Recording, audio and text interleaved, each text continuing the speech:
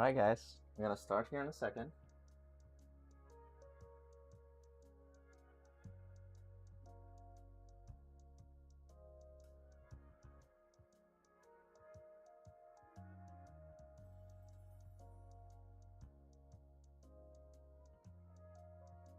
Now, the Deus Ex.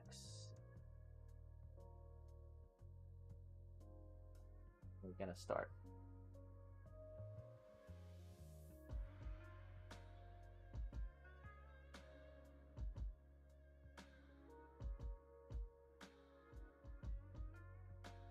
See.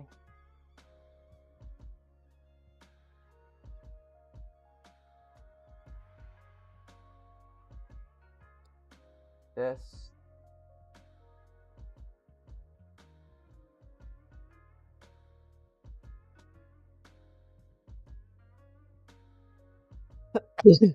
Oh god. I'm gonna start in just a second. Oh god. Okay.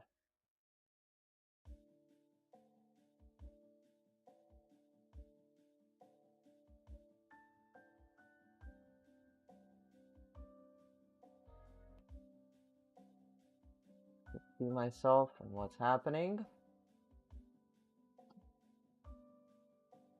Okay.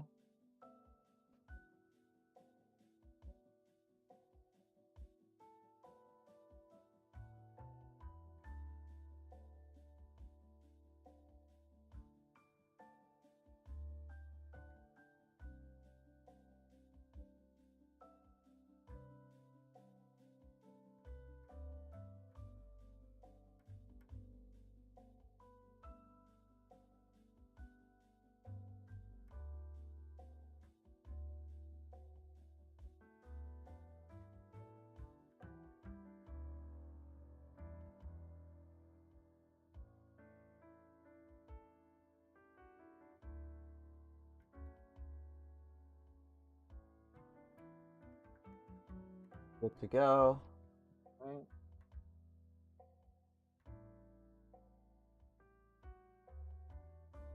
So, today, let's just go into this window. Let's actually copy this guy here. Yep. Oh. Get over here and let's change the font color. Oh shit. Okay. We can actually leave it white. So the plan for today's video is going to be to talk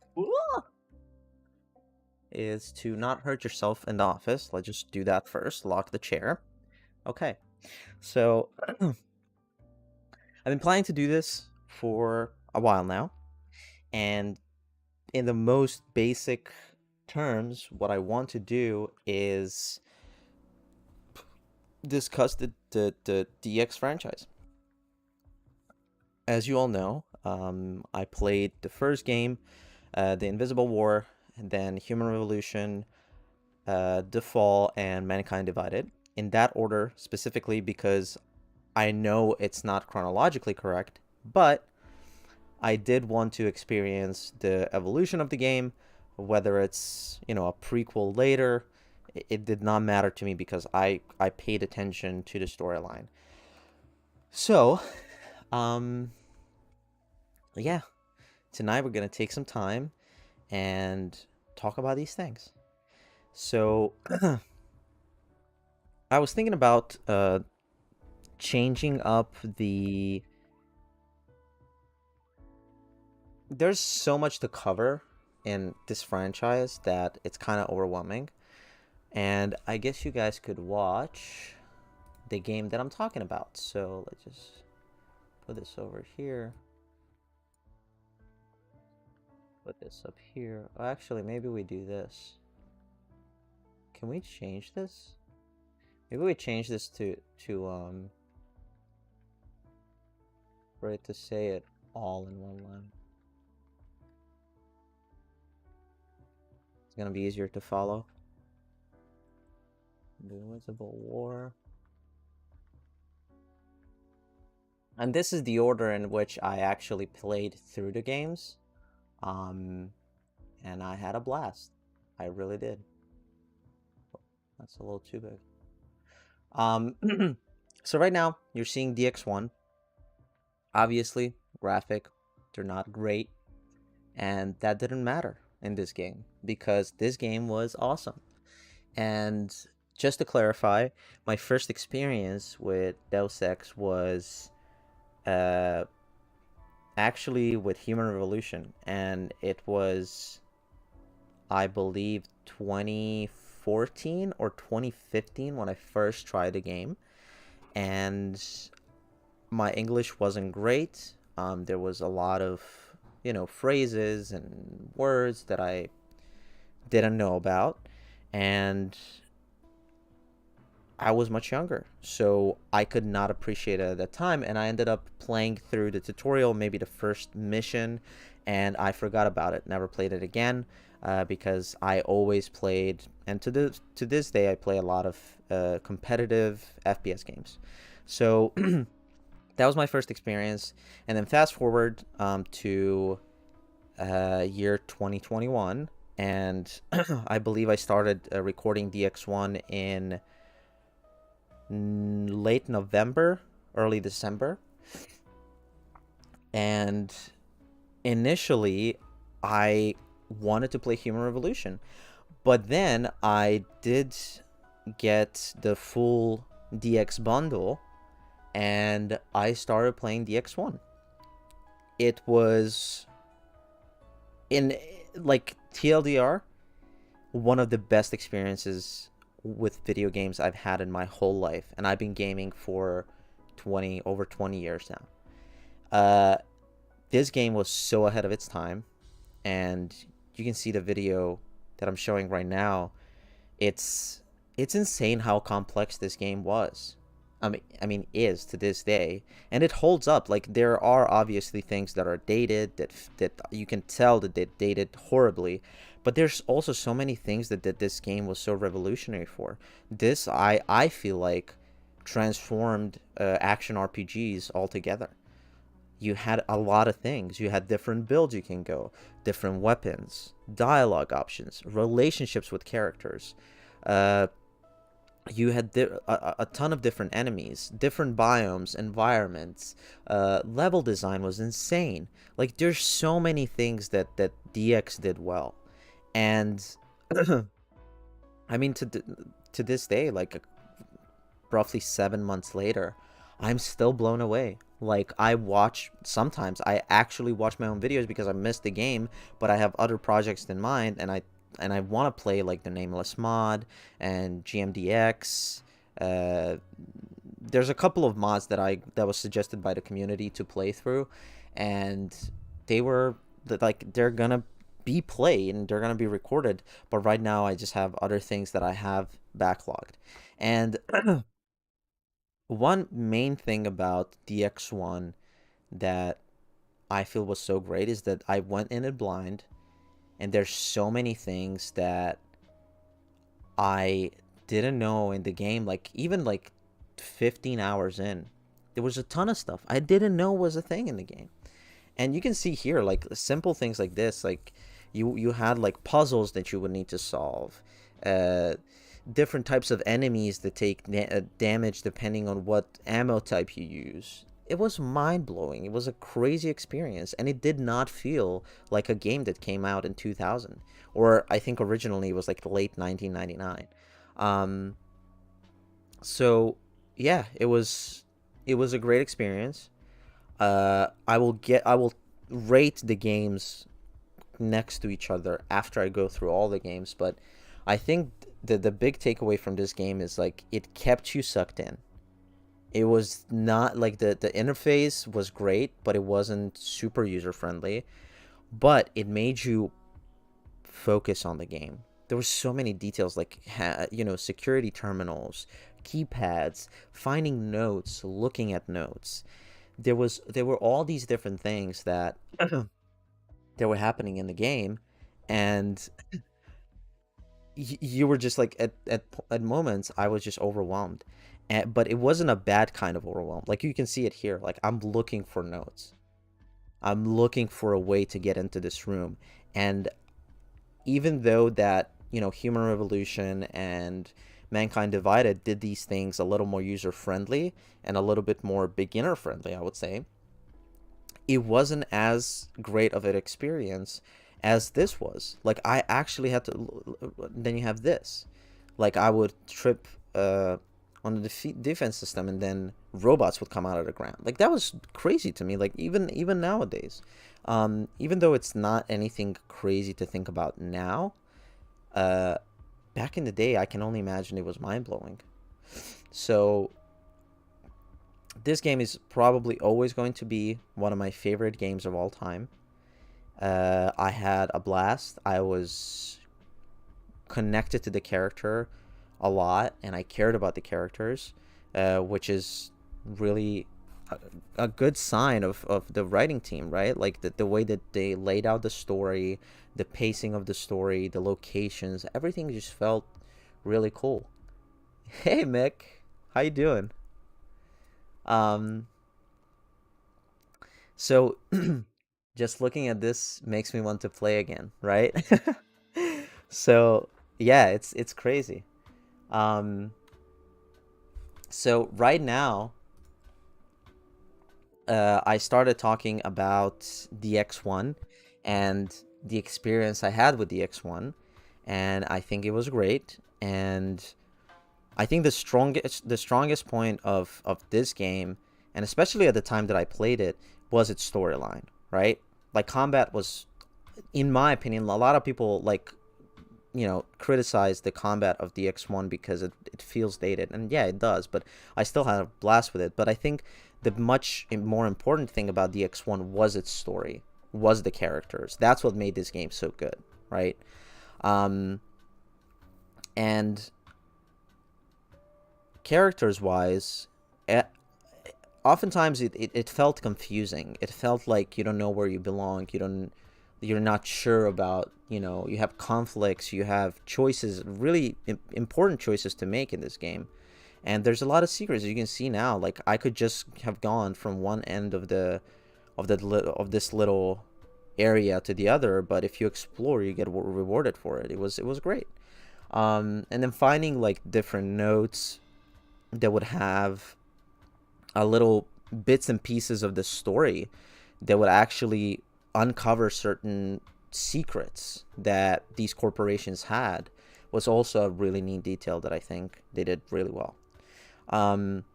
So in my opinion, this is one of the best games I've ever played in 20 plus years of me gaming, and I don't regret a minute, let alone an hour of time spent in this game, and I'm sure I'm gonna come back and play it more. Now from here, there's a title that a lot of people were divided on, and for good reasons, and that is Deus Ex Invisible War.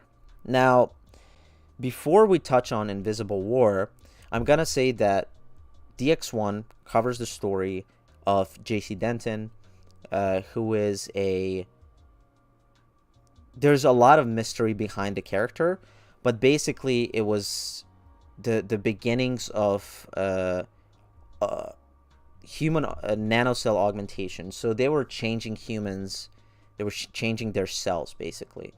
And the Invisible War series talks about Alex Denton, who is technically a brother of JC Denton and Paul Denton.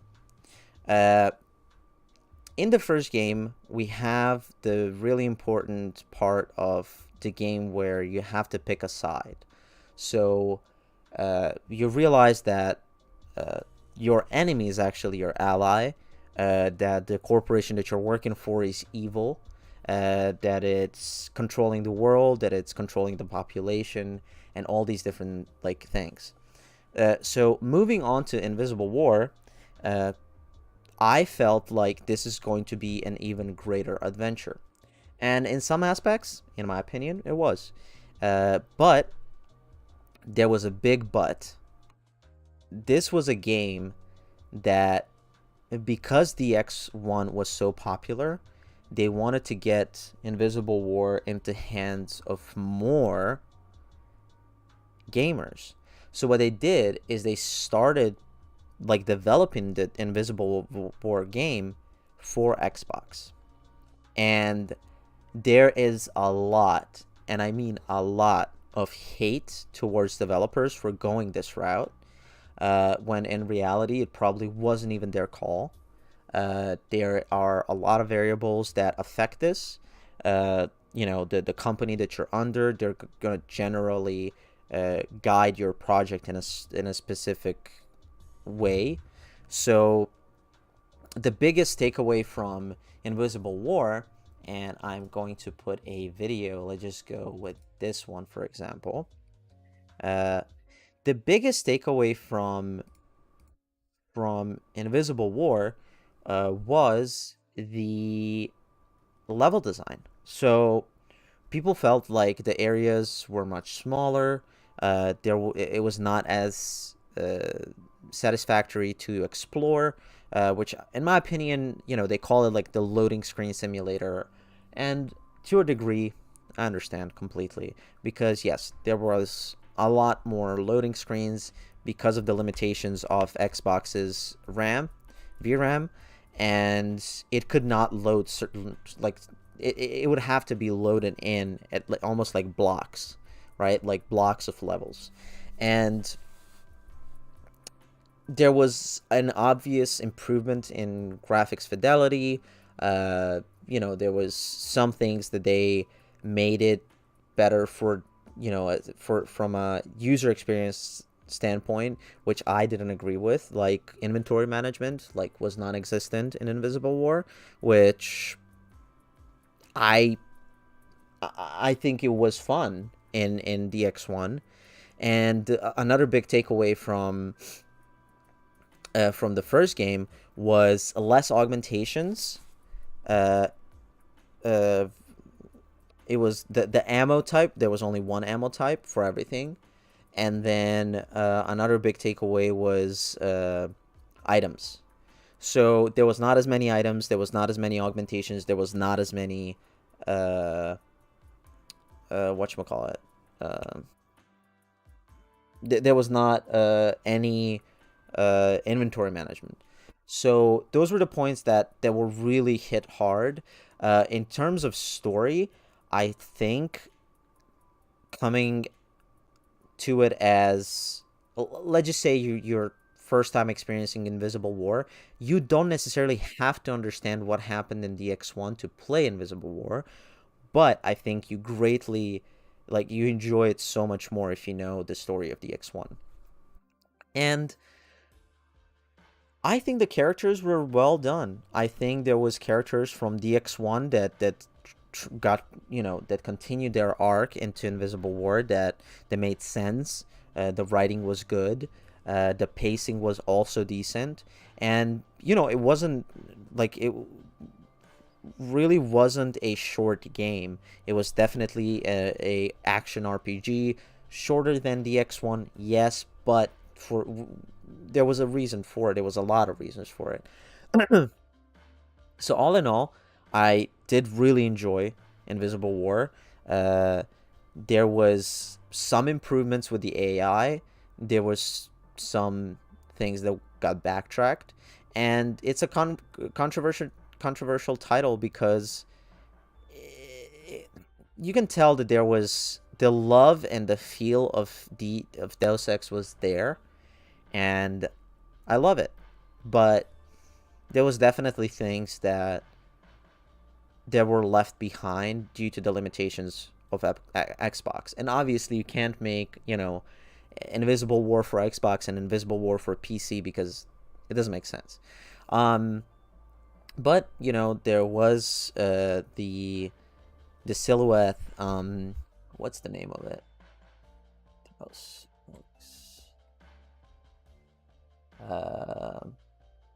Invisible War characters. What's her name?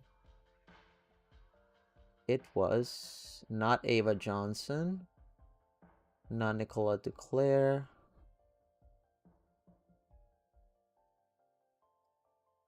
What is her name? I feel like it's... Oh my god. It's not Jennifer McAllister. Uh, virtual assistant character. No, she wasn't a virtual assistant. She was... God. What is her name? Vera Maxwell. Angie Resonance. That's it. So, Angie Resonance is a young international female pop star whose AI holographic copies are featured on public music players in several locations. So basically, like, you walk up to this, you know, virtual reality character, or augmented reality as they call it, that is a subconscious of Angie Resonance, which is a famous singer, and basically you go to her. Yeah, it's Angie Resonance, and you would go to her, and she would uh, essentially like tell you the gossip that was in the area. Sorry, this is so bright right now. Let's skip to another part of this mission. Um, and you would talk to her about different topics. Sometimes she would have a mission for you, and it was cool. It was really cool. I think that was a really cool addition to the game. And you also still had like a news terminal, which in DX1 I think it was done better.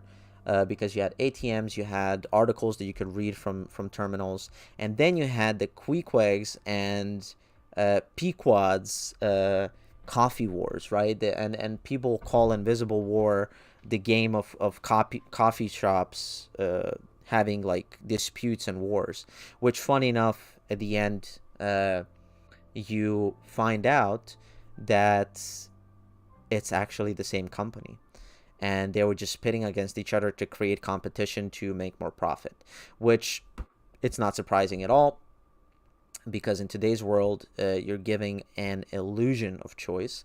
And a really really cool example is and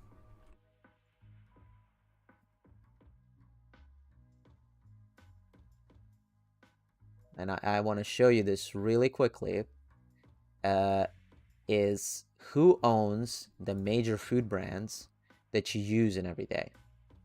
So let me just show you guys this thing right here. And so you can't see it really well because whatever, it doesn't matter. But I think the coffee shop wars was a play on this. You think you have a choice, but you really don't. Like Nestle owns all the cereals, all the ice creams, all of that stuff, right? Then you have Coca-Cola that owns a ton of beverage companies. Then you have Mars, I believe, right, that owns all the candy bars. Then you have the Danone, which owns a bunch of dairy products. You have PepsiCo that owns also a ton of crisps, chips, crackers, whatever. All those crazy brands like Gatorade, Tropicana, Mug, Cheetos, you know, a bunch of them. Then you have Kellogg's, which owns the majority of the cereals and other candies. So this is, I think, the play on that. And I thought it was really cool. So I just want to show you guys that really quickly.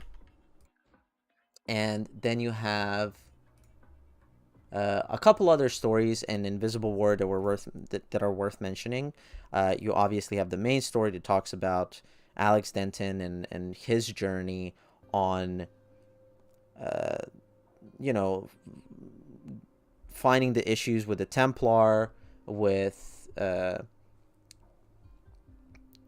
what are they called? Jesus Christ. New World Order, a bunch of other things that combined, and in the end you get a really tough choice. And again,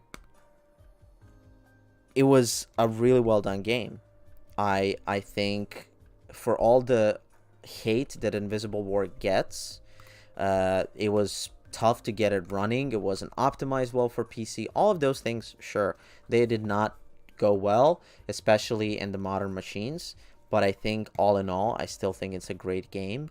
I think it did well in telling the story, in gameplay. It lacked a little bit in gameplay aspects, because definitely the shooting was kind of not as satisfactory, and because of that reason that you have universal ammo. Can't forget the wonderful ragdoll physics. Good point. I did have a lot of fun throwing bodies in dumpsters, and you know, disposing of bodies in dumpsters, and doing this, and like, for example, in DX1, and the perfect example of this is when I played, I think the first part I played, was it the part 1? So when I was on, here we go. I was here. I was trying to pick up, and you can see here, for example, I didn't even know that I can pick up a body there. But Invisible War did do a cool thing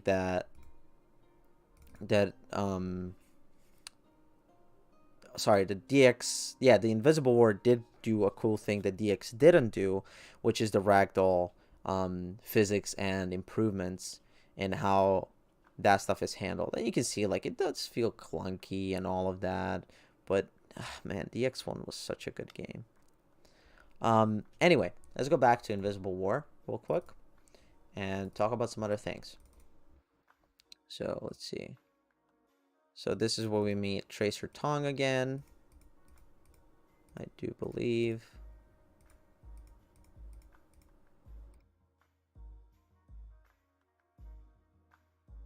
Okay.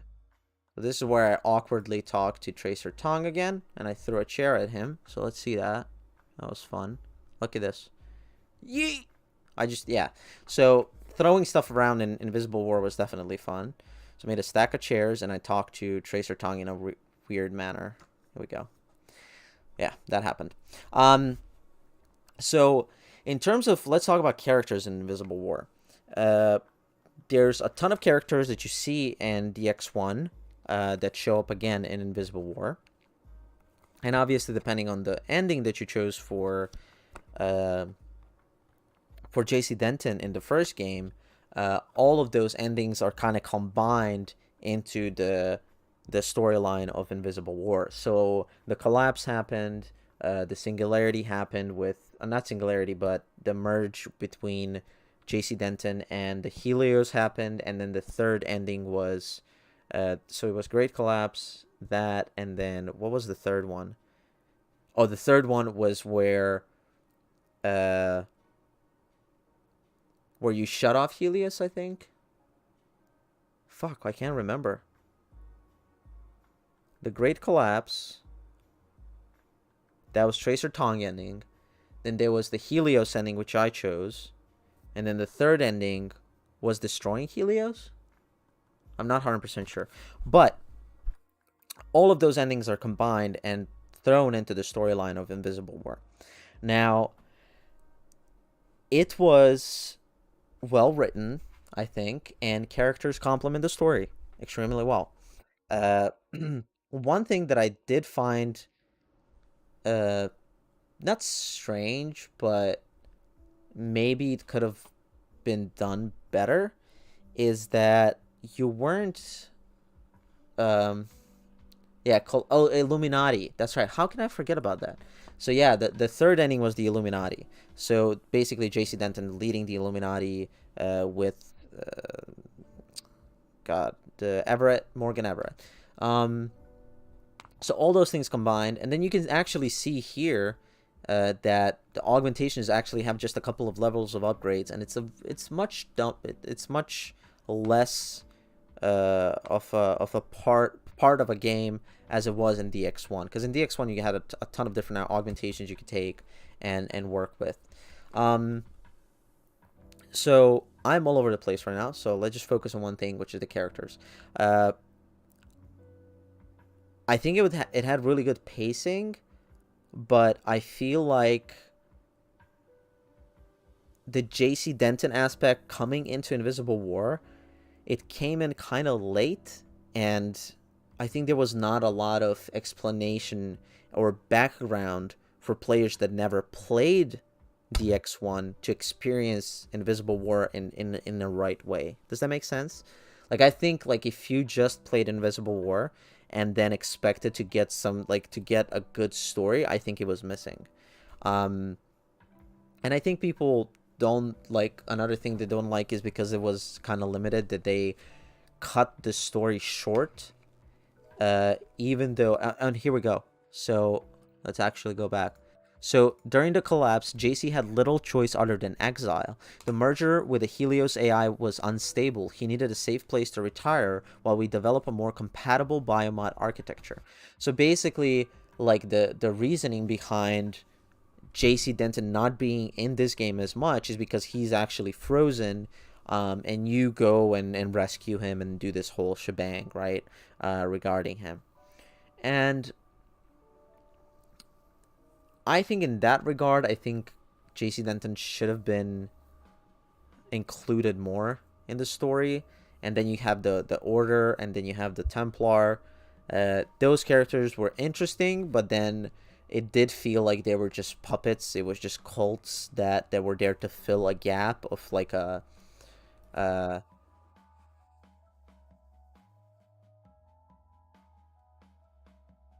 to fill the gap that, like, oh, there has to be another conflict in the game, right? Like, you have the coffee shops, you have the Templar and the Order, and then you have the Illuminati taking care of the SSC or whatever it is. So that felt not rushed, but I think they could have done it better. So in that regard, it did feel slightly like a disappointment, because I was expecting a better story, better characters, better gameplay, and there were some things that were just lacking. Like, you can, at least in my opinion. Now after this, so basically, once you get to the end, and we can actually watch that right here. It is somewhere around here, I believe. Okay, so this is what happens, right? So you get back here, and you have an option.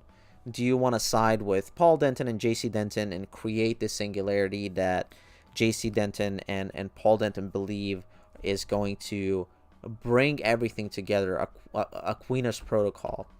The people drift aimlessly, collecting into clans whenever they find a glimmer of knowledge.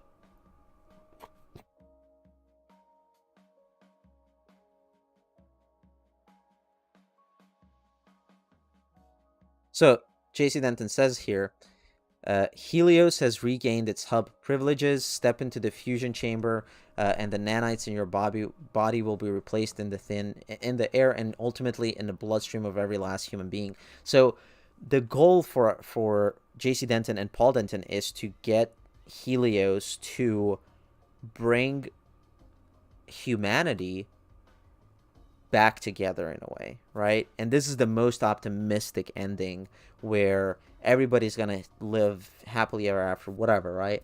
And it's gonna be a great society that's gonna be completely organized and all this. And I chose this ending because I like to have like a cool protagonist that's optimistic and whatever. So comparing DX1 ending and Invisible War ending, I felt like Invisible War ending had potential to be so much more compared to DX1. Like, in DX1, JC Denton is saving the humanity, but and it is dramatic, but you feel like there is not as much weight to your decision, because there is this bad guy called what was his name? God, why am I freezing up right now? His name is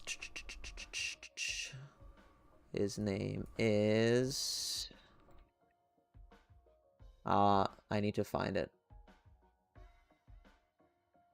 God damn it. It's not Walton Simons. It's Bob Page. God, why am I, like, not... figuring this out.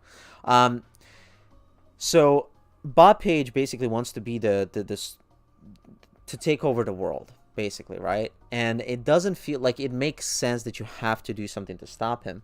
While in Invisible War, there is more of a that what's going to happen for the greater good, right? And I feel like there could have been so much more and so much more weight to your decision in Invisible War than it did.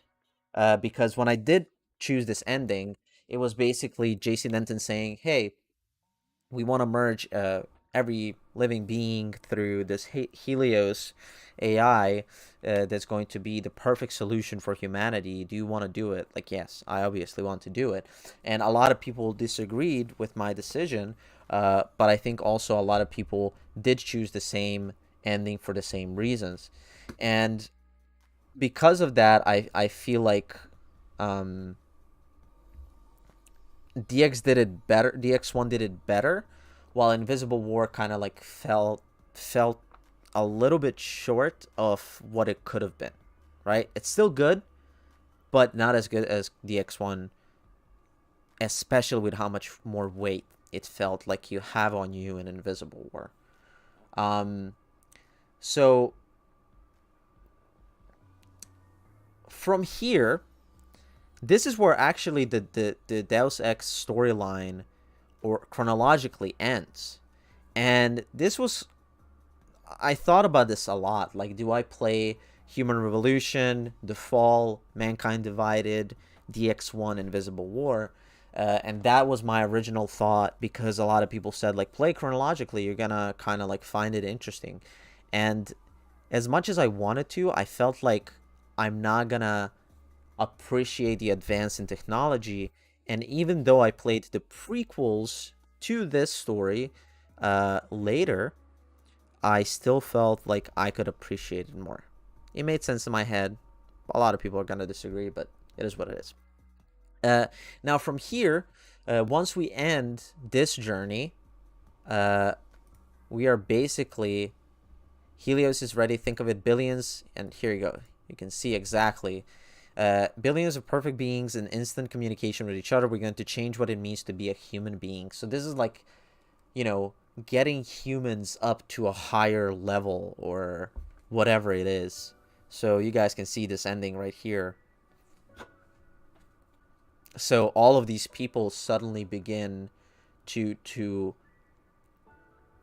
dive into singularity, to become one crazy being, right? And it was cool. It was a cool ending, but you can see now that this is all that happens. Like, this is going to go through Helios, and I think I was kind of bummed after I finished this game. So it goes like a slow rise.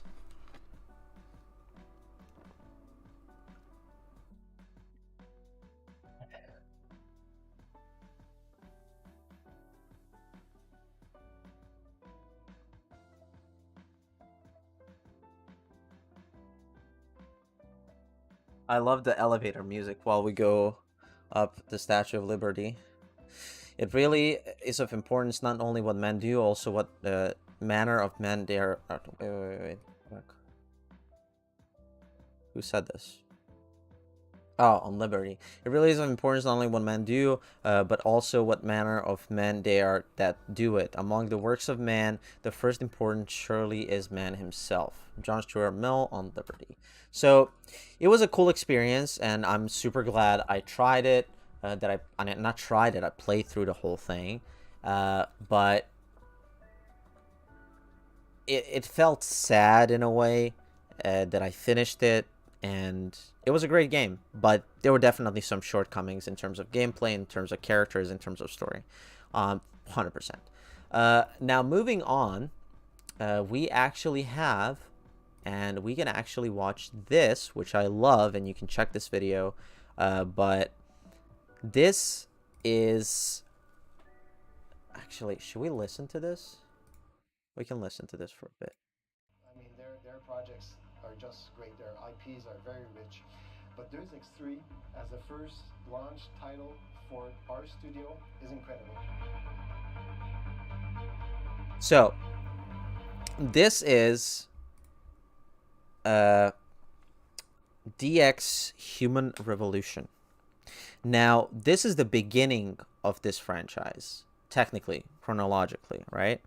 And this was a, I was, I mean, blown away um, when I actually played it.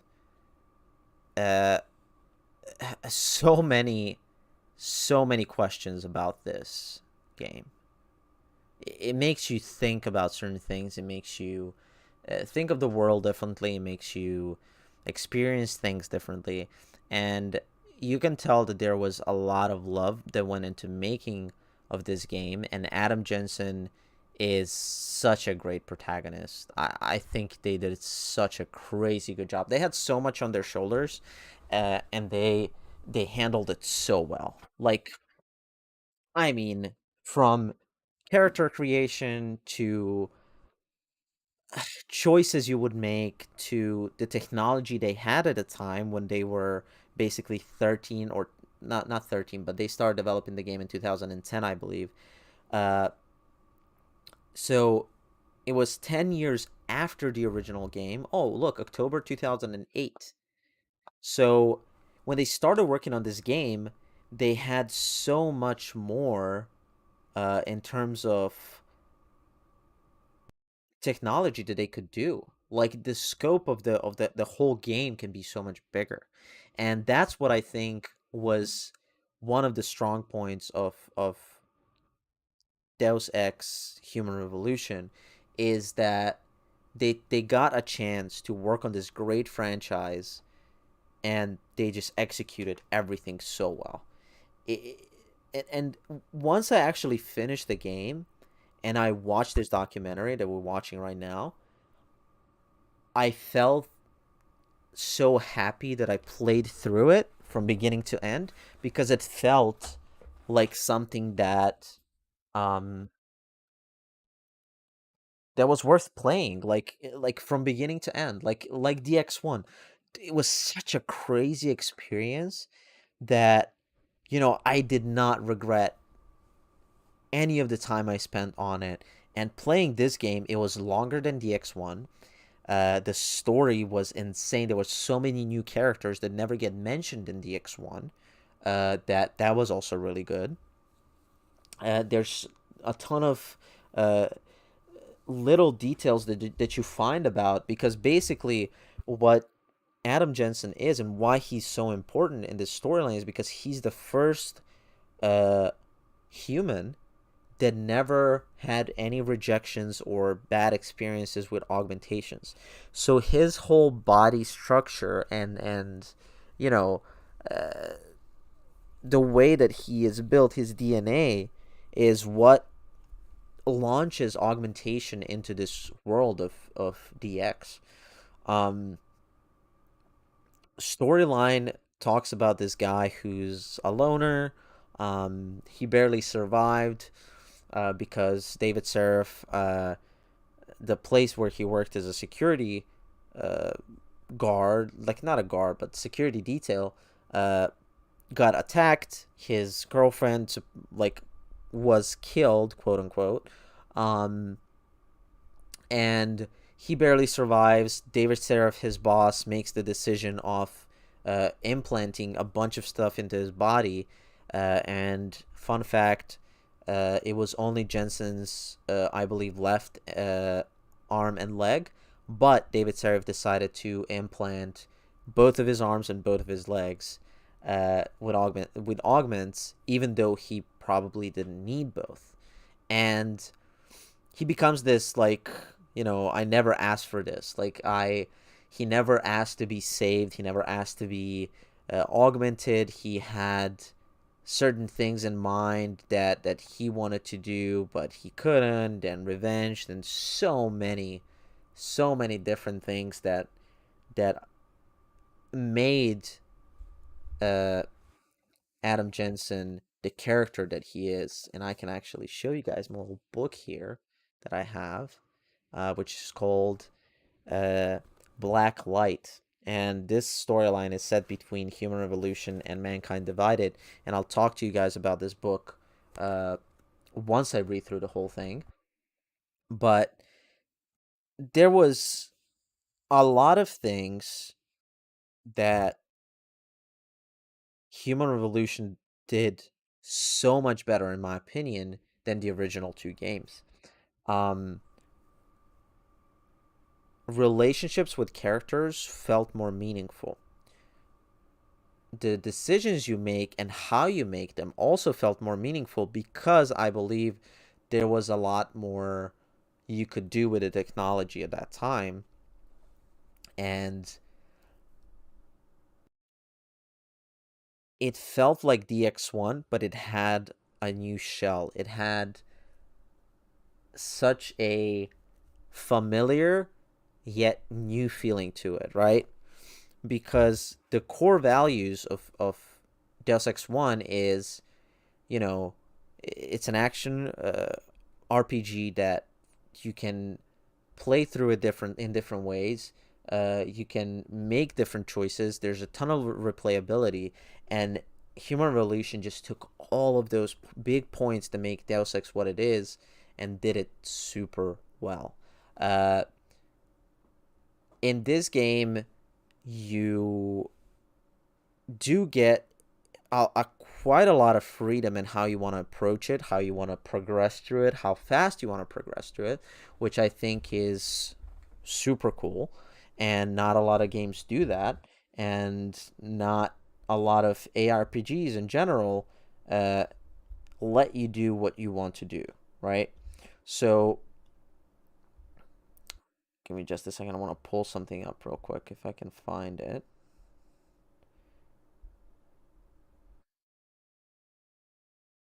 Let me see if I have a screenshot of it. But let's see here. I think one of the coolest moments that I had with this game, and I will show you guys if I manage to find it. Uh, uh, uh, let's see. The one of the biggest things about this game was actually the art style. Uh, I loved the art style of Human Revolution. I think it was, you know, people hate that it's like so orange, or, you know, so a like a specific way, and then it feels monotone. But I think it captures exactly what they were looking for in such a good way. So this was a time where augmentations were rising up. You have so many things are shifting, right? Technology's taking over in so many places. You still have this cool feeling of like the old world, quote unquote, and the new world. Like there's such an interesting mix where you still need hardware, you still need, you know, transport, but everything is also so advanced that there's this shift towards this humanity that's completely self-sufficient, and it can do whatever they want to do. And politics is such, like, the whole aesthetic and then politics behind all of it made it so cool to me. uh when I compare this to DX1, I really want to, I I can't stress enough how connected I felt to the character of Adam compared to JC Denton. Like, even though I love JC Denton as a character, and I love that, you know, you do these cool things and you progress, you find out who the real bad guy is, and all of these different things happen. Adam Jensen just had that little sprinkle of fire, you know, that that I think JC Denton didn't have. And it might be because you couldn't portray a character as well in current year compared to 2000, or compared to like 2010 compared to 2000. And that might be it. And they made him feel more human, if that feels um, like a normal thing to say. Um, but you can see that there's a lot of cool moments where Jensen is just that cool character, where he is a human that he's still, even though he's augmented all the way through, he's still a human. And transhumanism is always such a cool topic, and I think this game, I mean, it's called Human Revolution, does it so well. Because DX1 and Invisible War, there was a certain degree of, that they are heavily modified human beings that don't feel as human. Um, so moving on from that, the relationship in Human Revolution, I feel like felt more real, and it felt like more of something that would actually happen in the real world, while the DX1 and oh, there we go. While DX1 had more of a strict, I have this type of relationship with you because I need to progress this story in this way, which wasn't bad, but it felt less human, right? Um, and now you can see, actually, you can go through some of these screenshots. Um, Human Revolution just had so much going for it. It finding out your truth, finding out who you are, why you are the way you are. Um, it just felt surreal playing it. It really did. Um, and you see that there's a lot of topics that this game covers that's closer to the current year, because it is set as a prequel. It is set as a prequel compared to DX1 and Invisible War.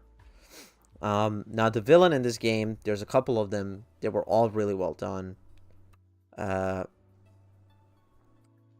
she is such a well done character, and she wasn't even the main bad guy. Funny enough, uh, the bad guys in this game had a lot of identity to them. While in DX1, for example, I felt like Bob Page was, the main bad guy, and the other guy, which is Walton Simmons,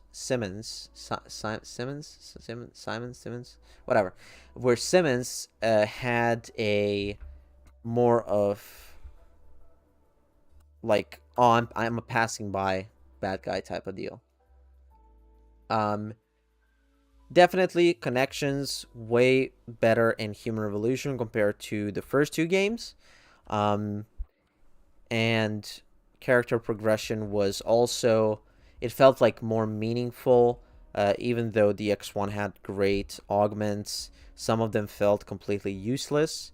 Uh, were they there for just to increase the variety? Maybe, but I didn't find a lot of them useful. And, Human Revolution, some of them felt a little overpowered, I would say. But then again, in most of these games, I didn't take augments that would give me a unfair advantage over the game. So I tried to play Human Revolution without a cloaking system, I believe. Yeah, so I played without the cloaking system for pretty much all of the game. I thought it made it more fun. Uh, and then also you have Eliza Kassan, who we realized that, all this time we think that she is real when she is not real. she is an AI that we eventually, in the end save in Mankind Divided. And, stupid things like this, like little things like this, I would read a lot of these, like I try to read all of the terminals, and it made it more human. It's hard to explain. Human Revolution felt more human to me, because there was probably a lot more little things that they could do in the game compared to 2000. So moving on to like the major things that happen in this game is there's a good amount of plot twists in this game, and there's also a good amount of, I think, the revelations that you find out throughout the story always felt super meaningful, while some of them in DX1 and Invisible War felt a little bit predictable, I would say. So that was interesting. So here they talk about who Eliza Kassan is. Then we get to this crazy girl.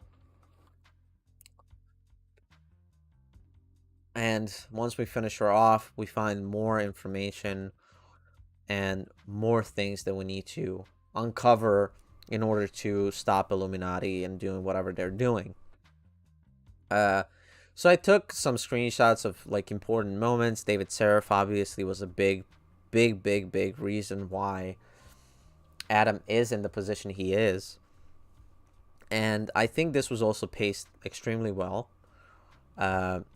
You have this, big struggle between augmented people that are completely against augmentation, and it was. And then here you find out more about when you were little.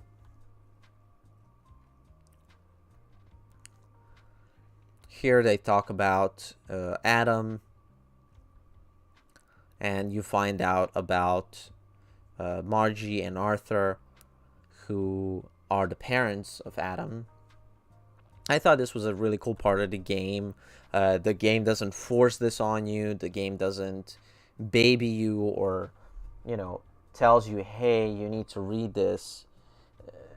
It's pretty like, I like that, because if you explore in Deus Ex games, you will get rewarded. If you read more, you will find little details that, your average player is not going to find, but they're still going to have fun, right? If somebody doesn't care for the story as much, you can just play through it, see the important bits, but there are definitely some, or a lot, of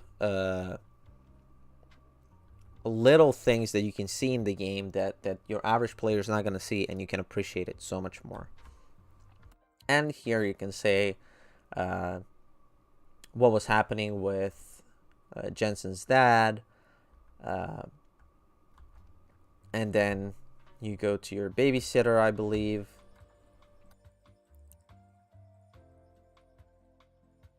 You find out more information about when you were a child. And I just think that made it more human also. Like, you had that aspect of like trying to find out about yourself, even though you find some information. And in DX1 and Invisible War, I think it was way better in Human Revolution, the way that it was handled. And here we see William Taggart, the whole invisible struggle of how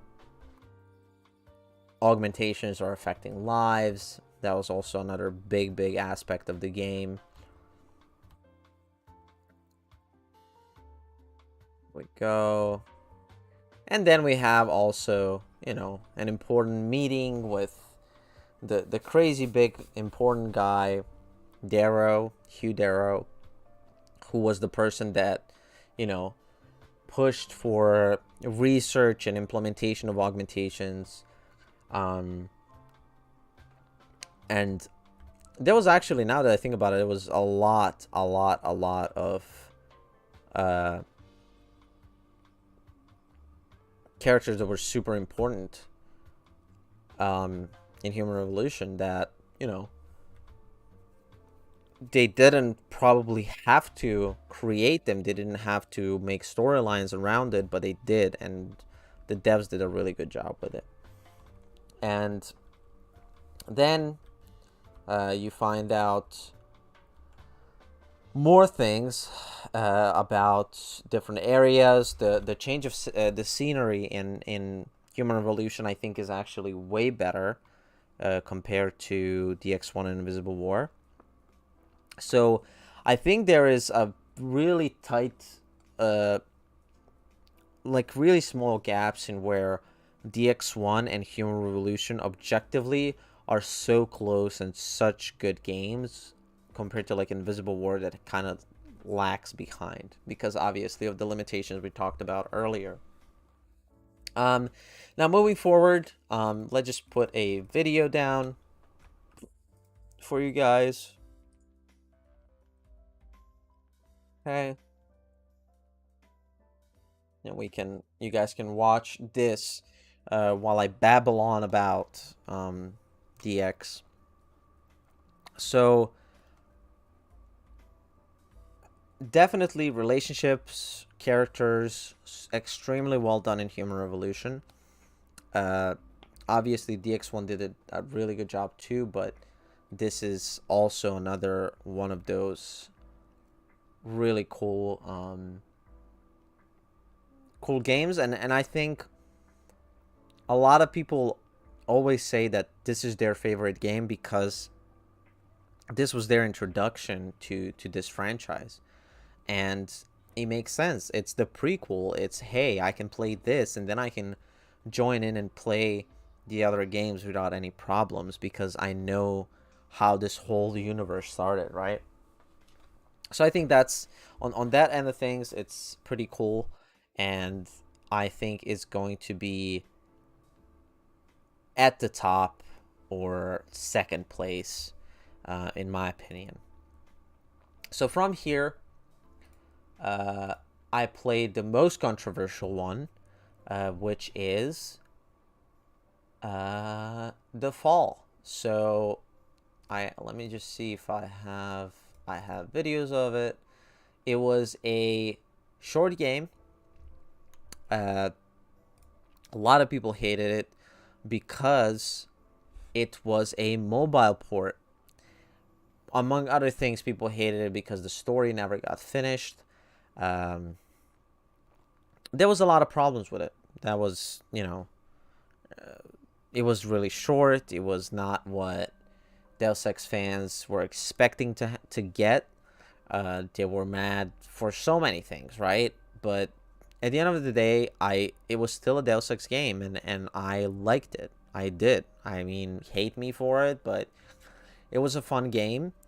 Definitely ended up in a way that I didn't want it to end, and it was extremely, extremely fast. It happened out of nowhere, and they just tell you to be continued, and they never continued it. So I think that's like the mobile port, and the fact that they said that they were gonna work on this game more and redeem it or explain the story more. It just never happened. So I think that's I think the frustration a lot of people had with this game. Me personally, I take games like this for what they are and try to enjoy them as much as I can for what they are.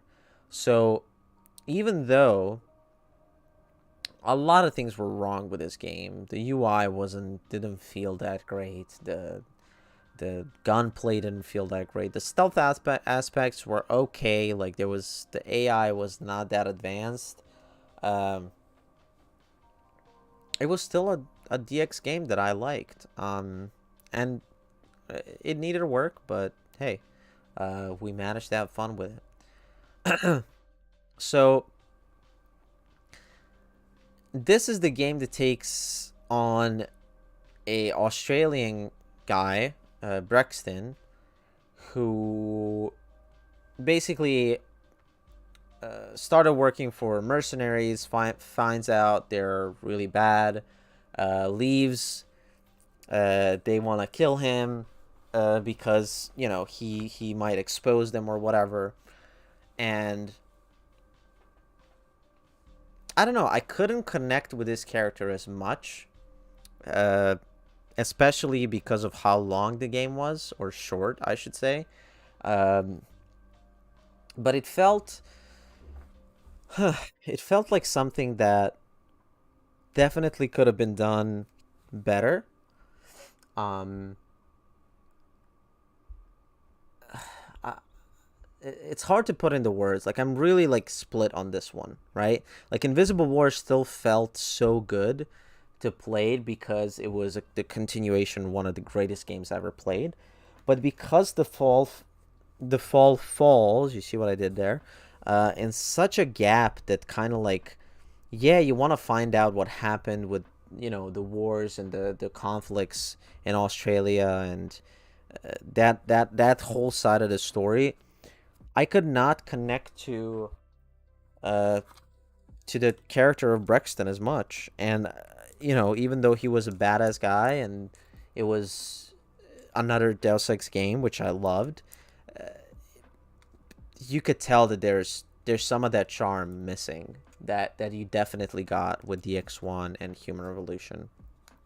Um, the ending was crappy, definitely the worst ending of the series because of the way they left it, and they said that they would finish the game or you know, release the next chapter of the game, and it never happened, and it was sad in my opinion, because it was not utilized right, and it could have been great. I think, and this was another one of those, you know, we want to capture more people or a bigger audience, but we don't want to put in as much effort, so we're just gonna do it as a mobile port, right? And we're gonna make it available for PC.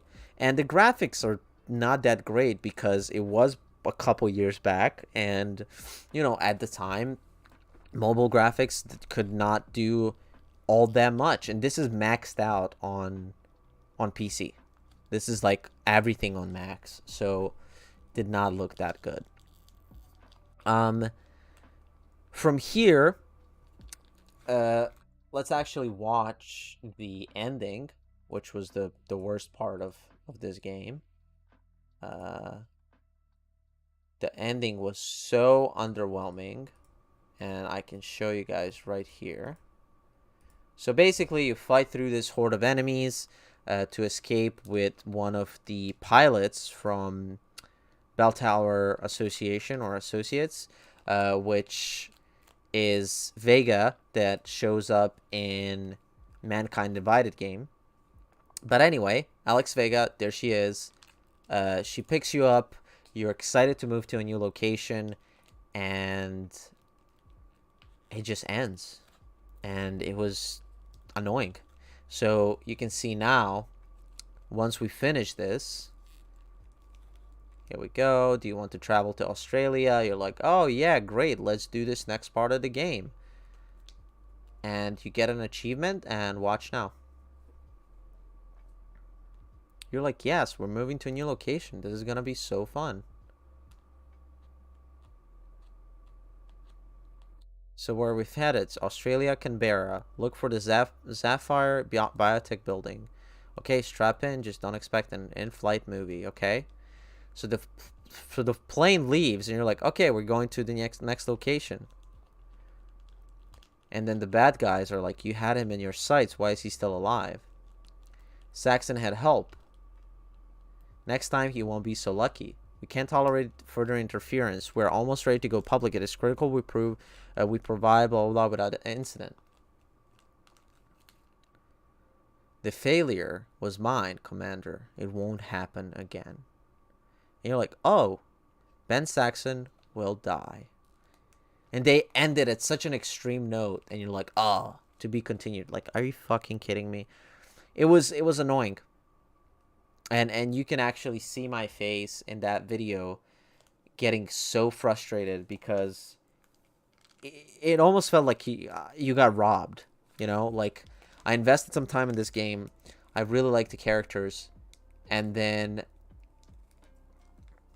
it just ends. So This was one of the more frustrating ones for sure.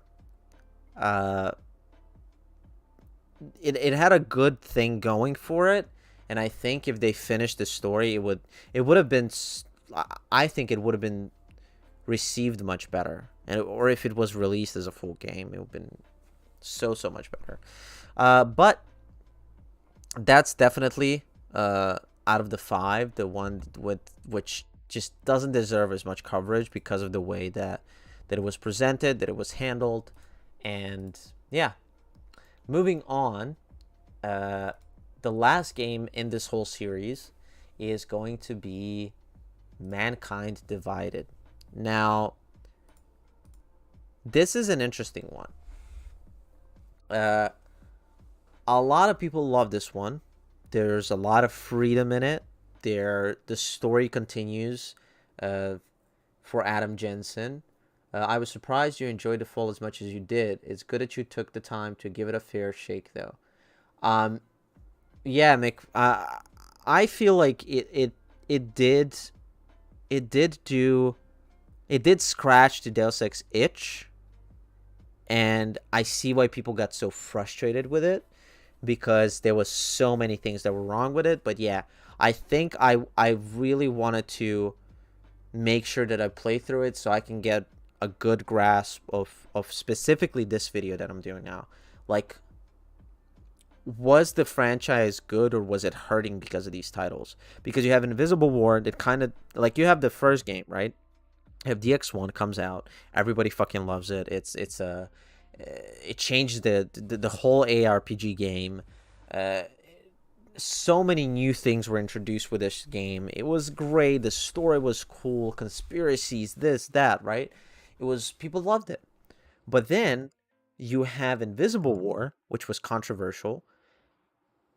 A lot of people were fucking pissed about it. You know, still to this day in Facebook groups and stuff like that, and people that I talk about in the comments, there was so many things that they stripped away from the original game that it just felt like a downgrade. Like, instead of the game progressing into something better, it was getting worse. And then you get to Deus Ex Human Revolution, a new hope for the DX fans, and it was great. Like, I think pretty much everybody loved it, because it took everything that was good with DX1, a little bit of the things that Invisible War did well, and combined it, made it bigger, made it better, made it a prequel, like completely different technologies, timelines, stories, characters, new characters. Like, it was so I feel like it was so exciting to people that were coming back to the franchise. So they just have such high, like, rating for Human Revolution for a good reason, you know. And then you have another, like, not controversial title, but a title that pissed people off at the end, which is Mankind Divided. This is the most technologically advanced title. It was the newest title in terms of when it came out. It was the most open title. It went out of the box of DX, which was not like sections that were kind of open, but you're kind of linear. Mankind Divided went for a more open route. You're in a city. Obviously, you have a main story that you have to follow, but you have a lot more freedom, a lot more exploration, yada, yada, yada. Not to bore you with it too much. And then also there's people that you know, they just hate the developers or directors and story writers, that they left it on a cliffhanger. Mankind Divided, for me, and again, I was pissed that this is how a game ended. It was annoying. It was really annoying. Beefsteak break.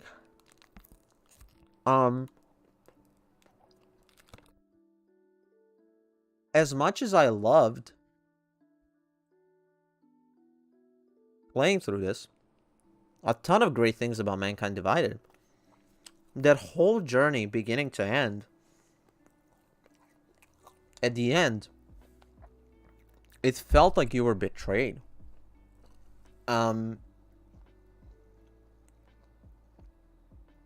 Because in a way, you put all of this time into this game, and this, even though it feels like it's not finished, this game actually took me the longest to finish, I think. I might be wrong. Let me see.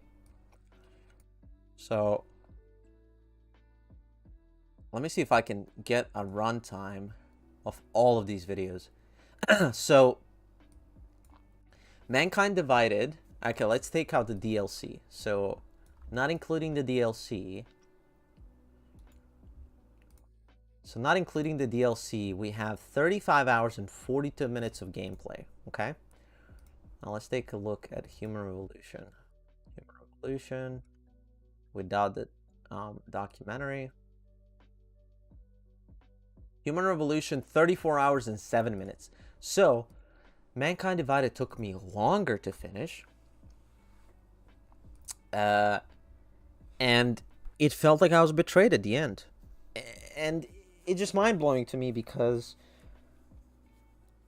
they maybe had a new game in mind. They maybe left it on a cliffhanger on purpose so they can develop another game in the future. But it just felt like such a slap in the face to go through this great story. And I really mean it. I had a lot of fun with it. I had a ton of fun playing through Mankind Divided. But when I finished it, it just felt like a void was left in me because I didn't see it end that I expected it to end. And not to say that it should end how I expect it to end, but that feeling of accomplishment wasn't fully there. Now going back to where Mankind Divided is, how it starts, how it progresses. It has pretty decent pacing. It's set in Prague, and as the title says, Mankind Divided, there's a huge gap after the incident, what they call, that happened in Human Revolution. There's a big divide between humans and naturals and augs, as they call them.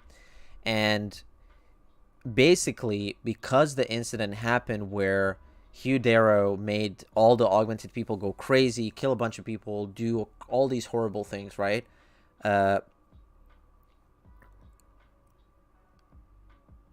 You actually, like in Human Revolution, there's some people that advocate for no augmentation and this and that is fine. But then in Mankind Divided, you actually feel that you are oppressed as an augmented person. Now, Jensen doesn't feel it as much because he is the protagonist, obviously, and he's also a task force member. So he has the highest clearance in the city, probably. Can do pretty much whatever he wants. And that is great. But you definitely felt the divide between, the humans and the augmented people in this game, much more than you felt it in Human Revolution, even though there were talks about it in that game. Now, moving on to storyline, it was satisfying. I think in the whole franchise, it felt the most fulfilling, I would say, to finish a side quest or side storyline. I think in the whole franchise, Mankind Divided does side stories the best in the whole franchise. 100%, I think. Main story was good. Not as good as Human Revolution. Not as good as the X1. I'll tell you that right off the bat. And maybe not even as good as Invisible War. But side stories killed it. Like, whoever was designing side stories did a crazy good job. The pacing, obviously, great. There was some location changes. You see Prague during the day, during the night, in the rain, which I think is a cool way they did it. And then you also see you go to the secret facility of Tarvos, basically from Bob Page. or Illuminati, whatever you want to call it.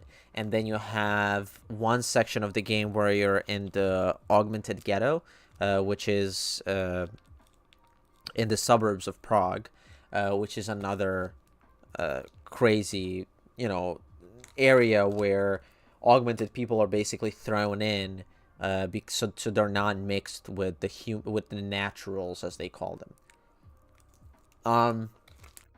Now from here, the characters in Mankind Divided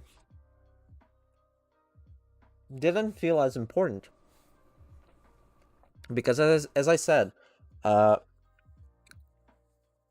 feel like in Mankind Divided, the side stories really, really, really took a how do I say it?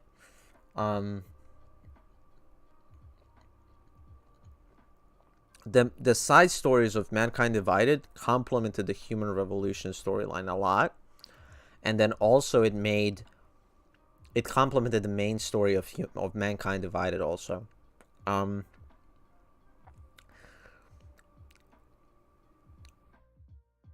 trying to collect my thoughts because this game was definitely in terms of how much fun I had.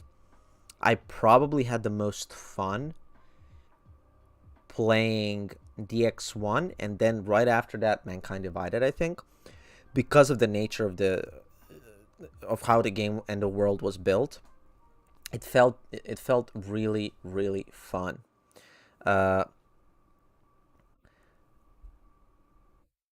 The world in DX, I thought I was going to hate because a lot of people don't like uh this style of this style of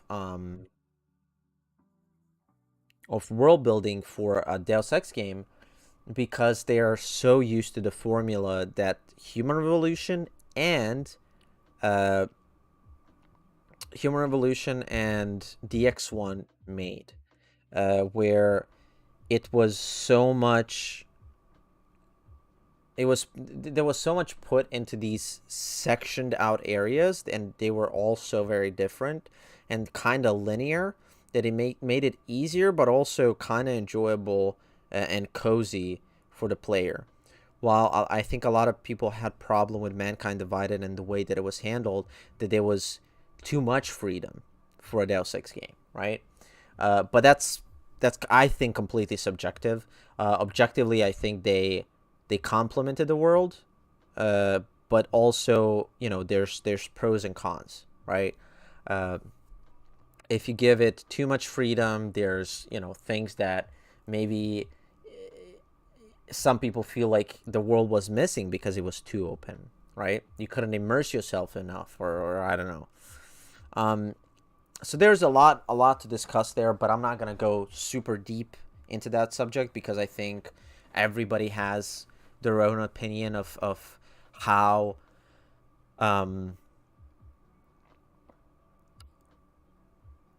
how they perceive these changes in big franchises.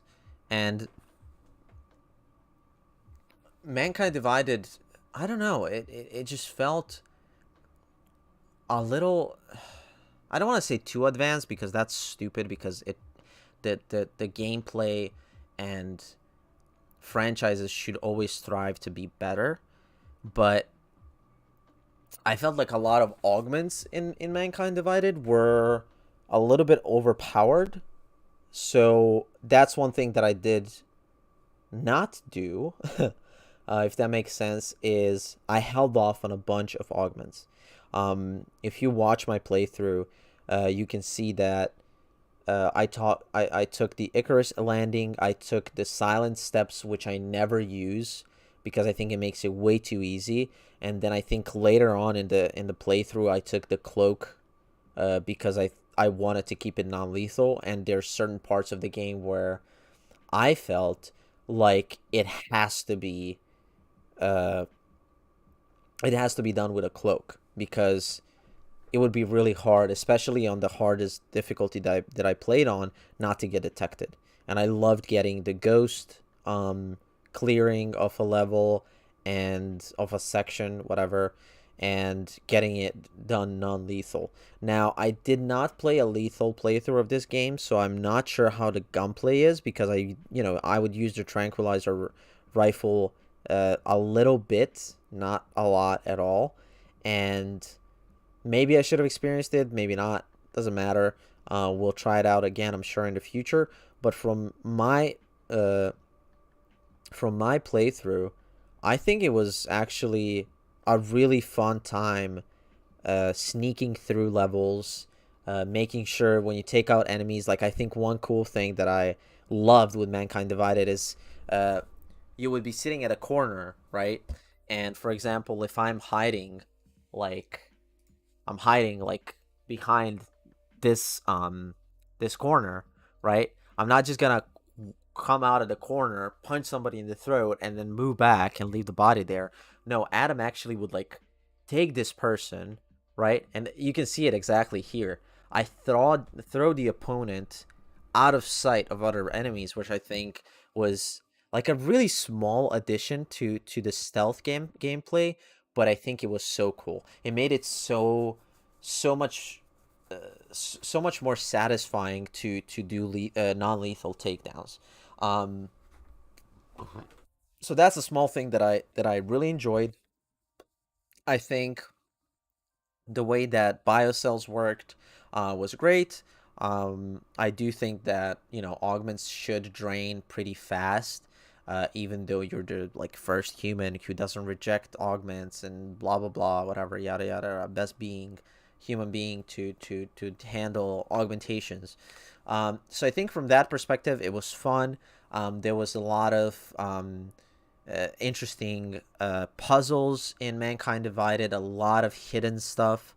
I'm sure I missed a ton, and I'm sure when people watch my playthroughs, they're like, oh, you missed that drawer, or you missed the Praxis kit here and there. And you see here, for example, I found a Praxis kit because I looked around and I opened the drawer or something. Which I think it was, for a Deus Ex game, it's really important.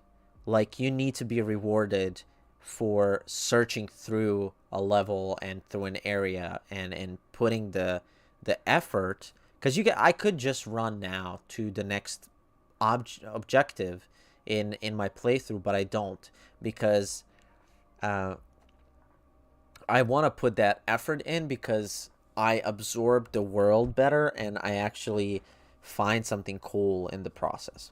So in terms of how much fun I had, probably, one of the most fun in the franchise, in terms of like just messing around with enemies and taking enemies down, especially when I got later on, and I can probably find a section where I do that. But I had the Tesla. Actually, you know where I use it? I use it in Golem City. So this is this guy. Let me see if I can find it for you guys, because I thought it was extremely cool when I played through it. This is when I'm robbing the bank, part 11, and here it is. So here it is. Man, I know my playthrough so well.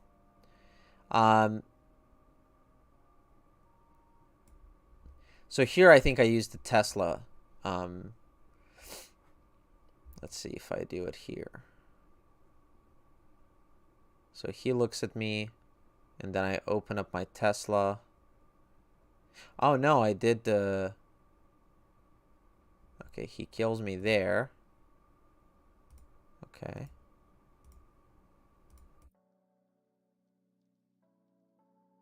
Trying to remember, what did I do here differently?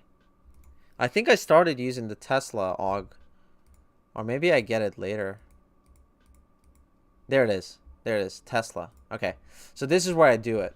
I think this was a cool addition. Like, it basically shoots like a stun gun, but on range. It shoots like a Tesla arc. And I get a dual arc upgrade here. It's crazy that I remember this, even though it was like weeks and weeks ago. But I think this was a cool addition. Adds to the stealth gameplay, makes it easier to take down multiple targets. And then there were some augments that I just felt are straight up not fair, and I fucking hated it. Like there was some some augments that I would just like I would refuse to get because I feel like it would take away from the fun. Some people like just breezing through it, or it makes their interactions with enemies much easier, and I'm all for it, and you enjoy it. But I personally found it boring, and you can see finally here after like 10 reloads, I actually take that big guy down because of my Tesla coils, which I think was pretty cool. So definitely one of the most fun games in the franchise that, you know, just clearing areas and doing things in. And definitely one of the best done secrets or level designs in the game. And because of the technology, sorry that I'm chewing.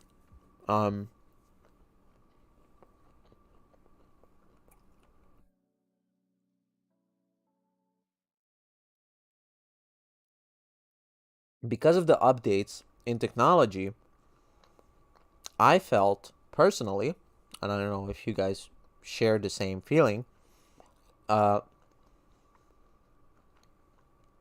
I thought that it was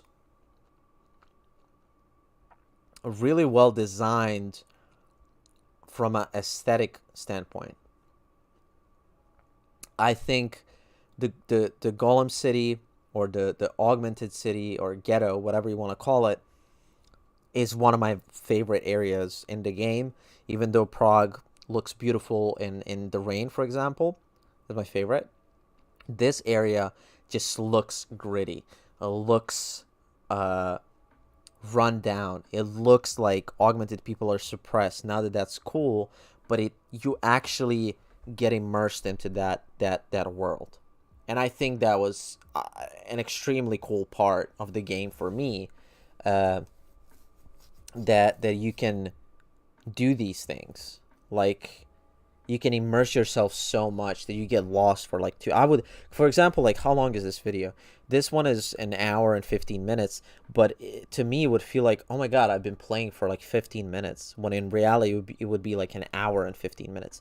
And I think that's also important, and that's why, like, you know, I'm going to do a tier list, but I can't, like, there's so many variables in video games, especially in action RPGs, that affect how you experience a game, what you value in a game. Like, there's just so many things, and I think all of the games that did certain things well, uh, and not excluding The Fall, because it portrayed Deus Ex energy so well, and the basically the biggest mistake of The Fall was the not finished story. It wasn't finished. It wasn't polished. It was ported for mobile, and it lacked, but it was still fun. Like, I'm not gonna deny it. Like, a lot of people hate it, to hate, like, for the sake of hating it, but I loved it. I had fun with it, and I don't regret playing it. Um, but anyway, back to the topic of Mankind Divided. Uh, this game, another thing that I felt like needs to be mentioned for this game is that you actually uncover a lot more of who Adam Jensen is as a person, as a character, as a human. And I think it complements Human Revolution really well. Not necessarily the best, but it did a really cool job um, in uncovering, or like unfolding, this character for you that you're that you're playing. Um, so yeah, all in all, I would say that relationships in this game felt not as impactful, if that makes sense. As it was definitely still like choices and stuff like that, but it was not the same compared to uh, compared to what do you call it? Human Revolution, for sure, I would say, and then uh, the um, God, I keep getting discombobulated and distracted. Yeah, so relationships and the choices were not as important, even though the one thing that they kind of did better is that in some points Mankind Divided portrayed choices better later in the game compared to Human Revolution. And I think that there's a lot of, uh, variables that affect that, and points in the story where you're at. But I think for all in all, I think Mankind Divided did lack in some aspects in terms of relationships and choices, for sure. But it did, I think, a much better job in opening up this character to you, which is Adam Jensen. And you could kind of like relate to him more as the protagonist, or as the main guy that you're playing. Uh, so later in the game, and we can actually go and jump over. For example, uh, here we go. Let's see. So this was, no, not this. Like, this was a really cool part of the game for me when you are helping. So here, basically the whole city is in lockdown. There's majority of the areas you shouldn't even walk through because of the things that are happening in the city. This was I think a really cool change of pace that they did in Mankind Divided. Is they took the city and they made it feel even more oppressive, and you needed to watch your step even more. Like uh, this part towards the end of the game, and that final stage of Prague when it's in the rain, I think it was so cool. The sound design was amazing in this game. Uh, a lot of strong points for this game. And then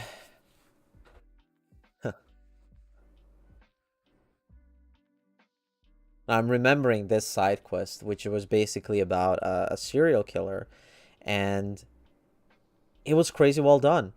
Um, I'm gonna go back to the topic of side stories, and I think for what it lacks in relationships and choices, it makes up for it in the side stories. Just amazing, amazing, amazing story writing. Especially when you go, like, the one of my favorite ones is when you actually save the old version of Eliza Kassan, and you free her in a way from Tarvo's grip. Uh, and it was just like, I think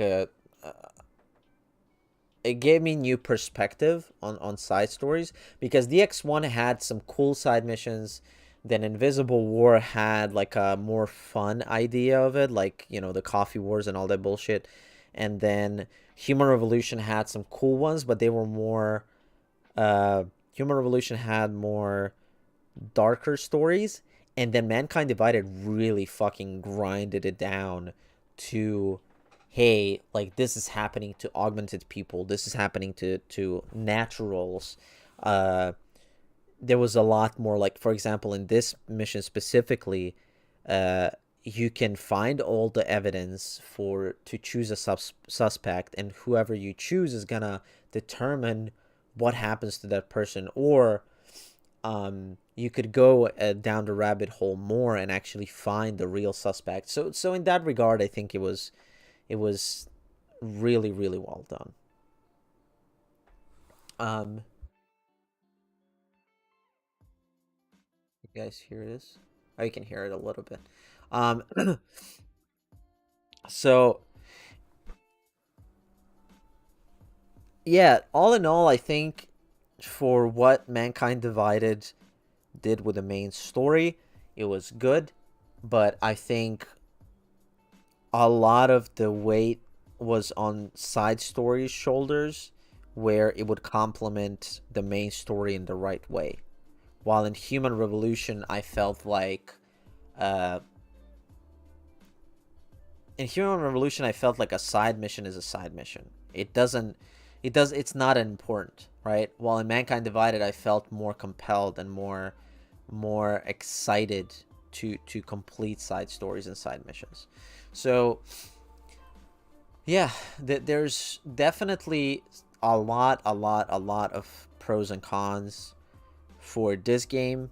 Uh, its low point is definitely the ending, the the cliffhanger, the way that you know it felt good, but for example, if we go back here and and you especially, and here's where I actually,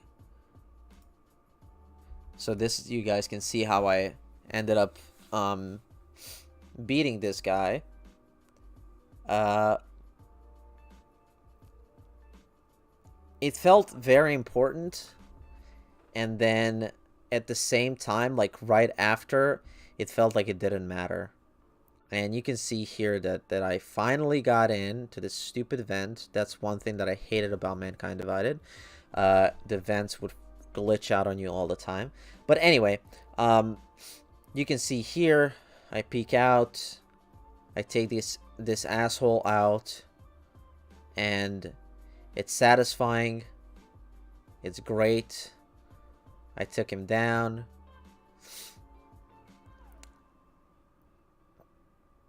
And it was fun. And I was happy. And then it felt like I did all of this and I stopped a small threat. And this moment when I realized that's it was kind of like crushing. And I don't know. Yeah, I was so pissed. And you can't see it because my face is over my camera right now, but it was like there was all this crazy thing that they're planning to do, and I stop it in kind of like nonchalant way, and then it's done. Like, and then also the character of Adam Jensen, and you can see here uh in this ending, is that yes, we did a good thing, but are things actually going to change? And that's where I think a lot of people went like, hey, this had so much more potential. This game probably could have gone on for another 20 hours easy. And some, some not sources, but some of the things I read about the development of Mankind Divided is that they had the original story, it got scratched, and then they started writing again from the beginning, which made the development time shorter. They couldn't finish certain things, and it just felt like a drop in the ocean. Like, there's so many questions unanswered. And then you can see Alex Vega go here and be like, hey, Jensen, like, what the fuck? Like, hey, are you even listening to this? We won. And he's like, did we? We completely disrupted their plan. Marchenko, the Orchid, the bombs. You've been under too long, man. Time to come up for air. Take a breath. And he's like, he's just not amused. He's like, yeah, whatever. Like, Janus messaged me last night, said Brown's been lobbying like a champ. He and the people you saved know the act isn't a solution. And they're talking about the Restoration Act. Picus will take around it as long as they can. Janus always seems to have the inside track, except when it really matters. So, what are you thinking? How many more plans do they have in motion? How many more soldiers like Marchenko are waiting for the call? Don't call him a soldier. He was a thug. Soldiers have a code of honor. Honestly, I'm surprised you let him live. And then it's you mean now that I think about it more, now I'm even more annoyed at how Mankind Divided ended.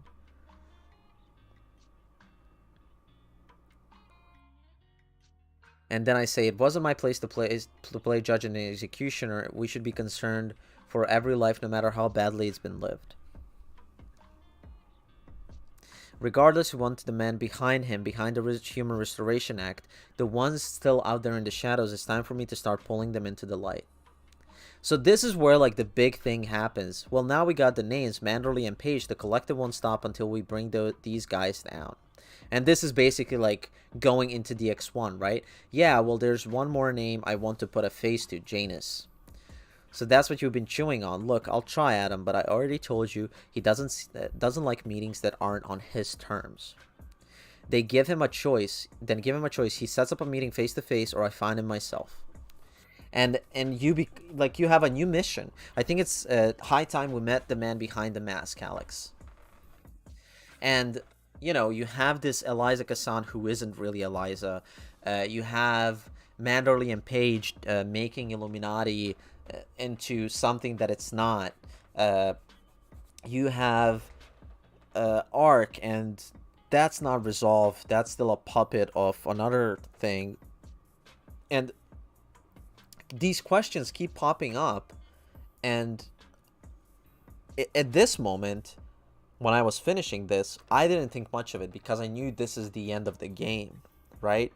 But now, when I take a few steps back and take a look back into it, I'm thinking there's so many things that are not done in this game.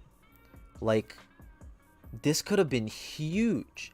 And fingers crossed, we get to see all of this play out exactly how we want it.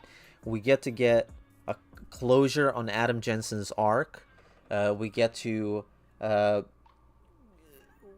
get answers about Adam Jensen. Maybe some things that relieve him and make him feel like he did enough for augmented people and for humanity. But yeah, there's a lot of things with Mankind Divided. It kinda, they were a bummer, super fun game. A lot more that it had a lot more potential, like all in all. Now,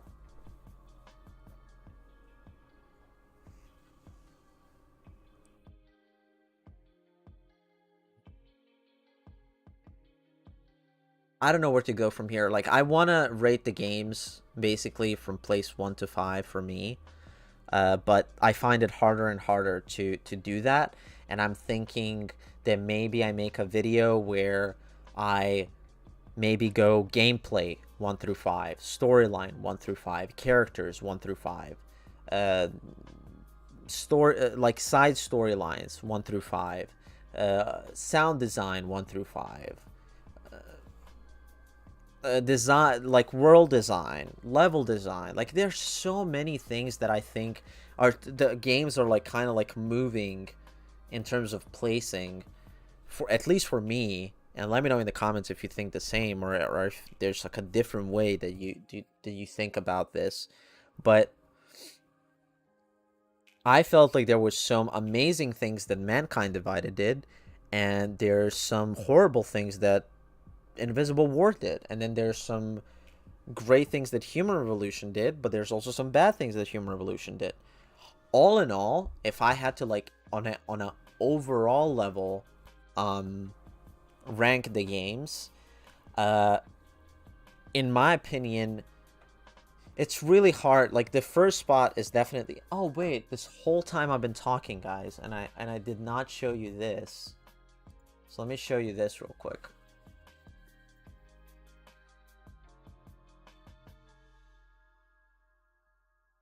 We're talking about this guy the whole time.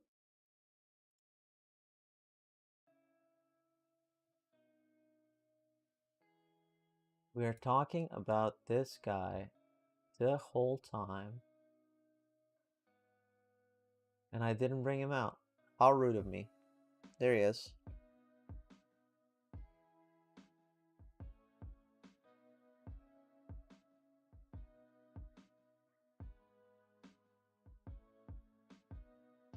There he is.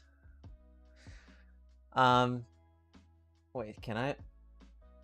Oh, well, I guess I can remove. Let me do something real quick. I can remove the background from my thing.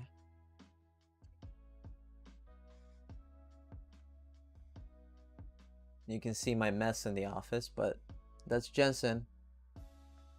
I talked about him the whole time. But anyway, there. I can pretend that Jensen is talking. All in all, I think my biggest enjoyment, or the most fun that I had with a game, is I'm so torn between Human Revolution and DX1, because both games scratch such a good itch for me that I don't know. And I feel like, you know, not enough people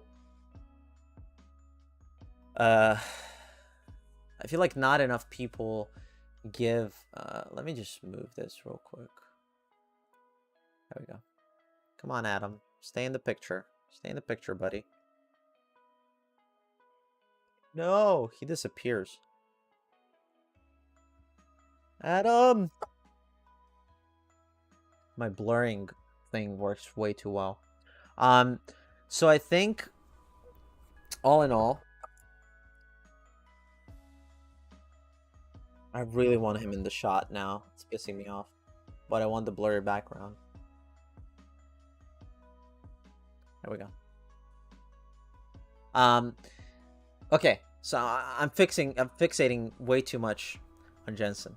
I think the first place has to be between DX1 and Human Revolution, and I can't make it up. Like, I think Deus Ex 1 deserves the first spot because it was such a revolutionary game for its time that I just feel like it deserves it more, even though that's not fair and it takes away from the achievements that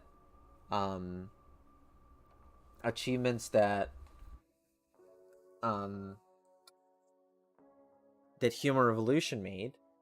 So, okay, here, if you don't care, then I don't care either. It's a little messy, but it's fine. Anyway, let's put Jensen here then. He can chill with us. There he is.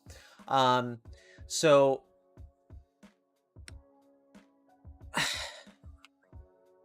all right. Number one, I think, is going to be Deus Ex 1. For a lot of reasons, but main reason is just it was so ahead of its time. The storyline was just incredible, in my opinion. The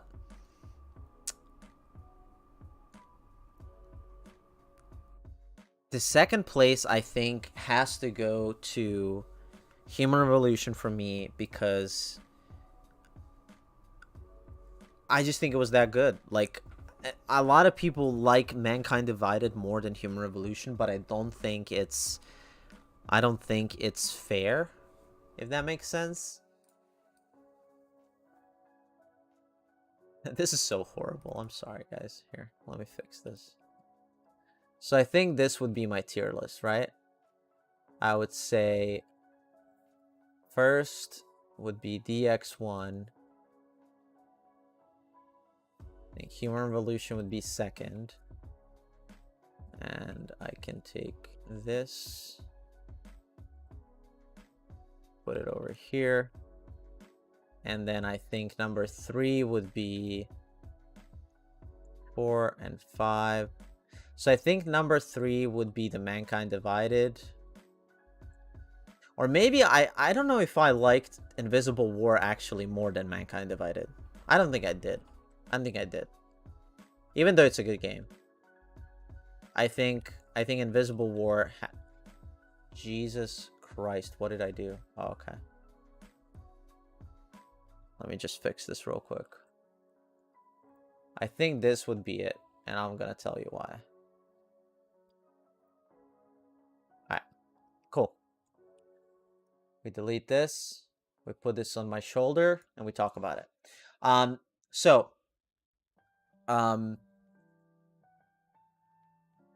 DX1, it's just a good game. Storyline, characters, choices, it had everything, I think. Gameplay, replayability, it had a lot of it. Like, it was just a really well-rounded game.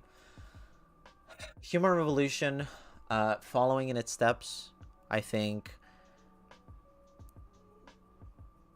Just a well-done story. Like, I think that's its strongest point. A lot of people hate, like, I heard some people hate the fucking story of Human Revolution, but I don't think it was bad at all. There's a ton of replayability because you do have a lot of choices in HR, and yeah.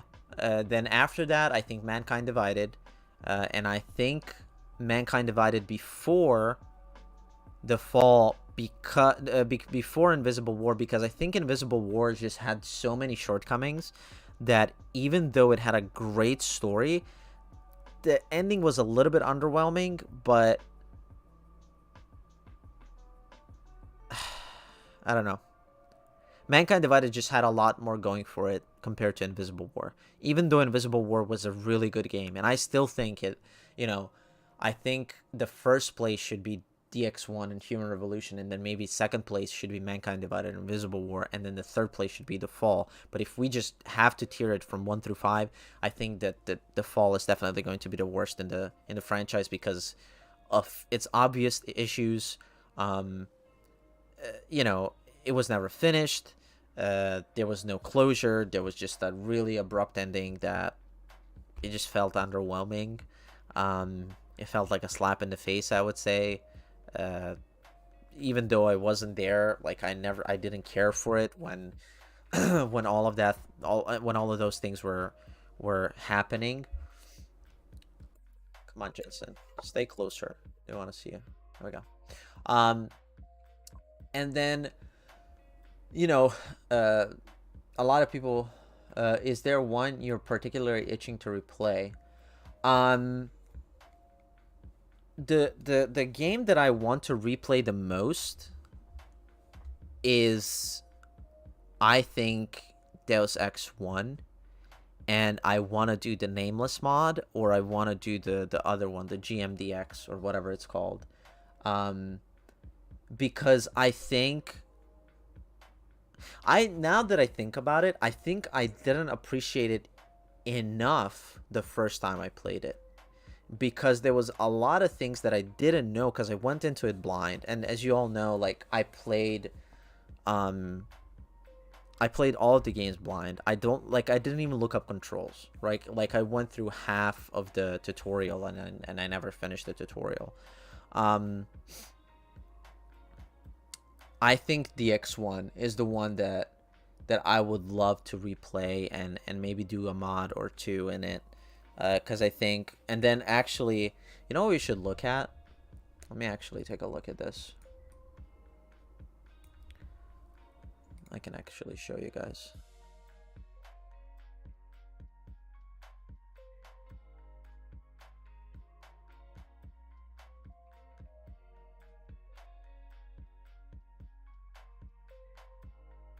So I'm thinking about doing this, and actually let's watch this.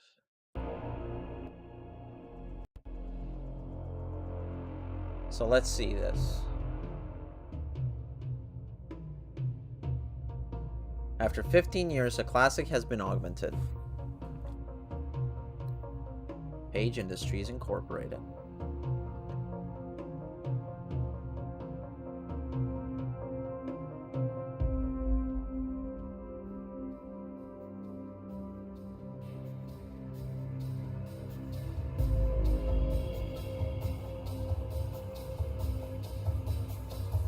Oh shit.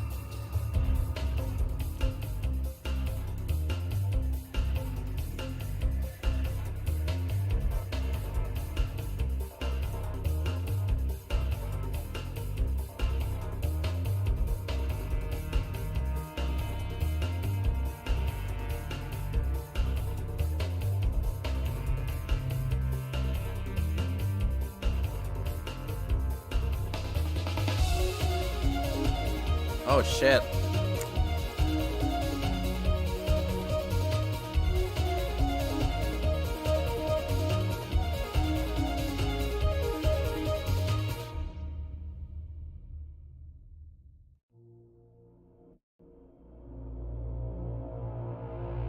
I think this is the gameplay trailer. Wait, is it the same thing? Wait, it's the same video.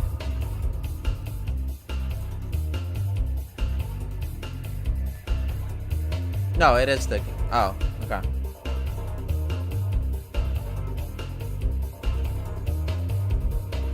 Okay.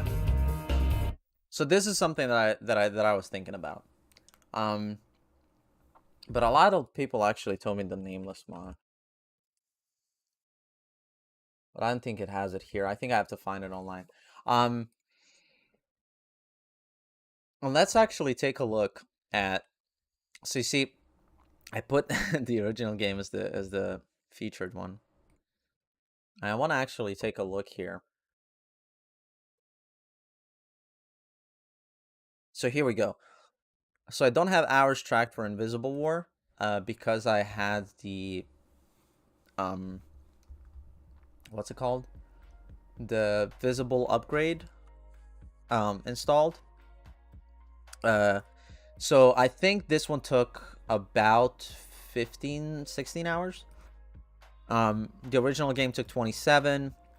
The fall took 5, a little over 5 hours. And then I have the HR and Mankind Divided, like approximately the same time.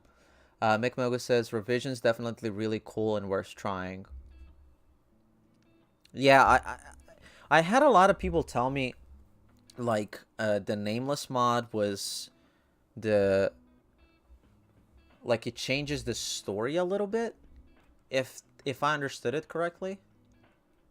Do you know?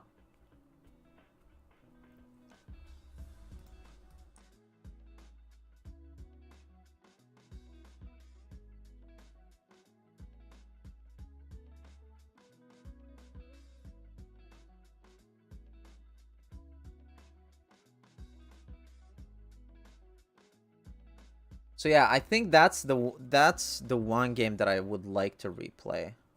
I'm pretty sure. It just sounded like a lot of fun, you know? I think there was a lot of potential and actually a lot of replayability in the X1. I don't know, it's crazy. Like I'm thinking about it now. This was actually a long journey. Like this game was actually a long journey. I never played it, but my understanding is it's a story based on an internet forum. Oh, let's look it up. Matter. Embracing the style of Deus Ex, Forum City has as much crime and conspiracy as the world of J.C. Denton, but most citizens would have it no other way. The lust for power seems to come easily to those who call the city their home. Everywhere there are factions scheming to increase their reach or even wrest control of the city itself. Were it not for a peacekeeping triumvirate of invulnerable moderators, the city would quickly plunge into chaos. This has been the way of things for as long as most care to remember. But now, the balance of power has been upset. Unthinkably, a moderator has disappeared, and panic is gripping the city. With the remaining moderators spread far too thin, the lawless have found themselves with the freedom to prey upon others, and formerly suppressed rivalries threaten to explode into open conflict. You are called upon to silence the discord.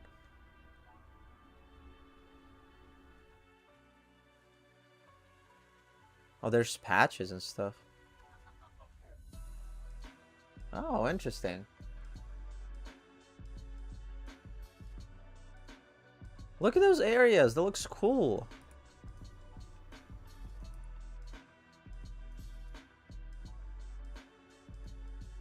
This looks really cool.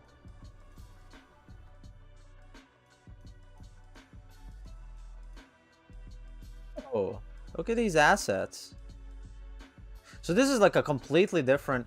the name of this mod is a huge single-player mod for Deus Ex based on the gaming community, finally released after 7 years of development. 7 fucking years.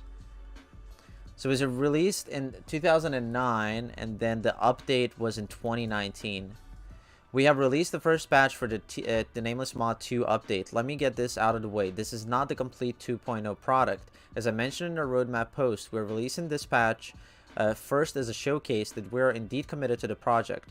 You will experience some stark differences between Mission 20 and 22 at this point, especially between the transition from the slums to the DX1 caverns, since the elevator has been completely remade. If you do not want to experience some jarring experiences like that, you are welcome to wait until the full TNM 2.0 patches are all completed. If you want to jump in and get a taste of the 2.0 experience, please download it today. We are very confident in the content created so far, but if you notice anything out of the ordinary or broken, please reach out to us directly. You can do this through the OTP forum, the Discord, our forum page, blah blah blah. It has been just shy of half a year development of Mission 20, and I'm very proud to say it is finally ready to go. We all have a never-ending passion for Deus Ex as it was, and any mods from the golden era of the DX community. Come and experience a freshly updated view. Mission 21. Oh shit, so they do have the latest updates.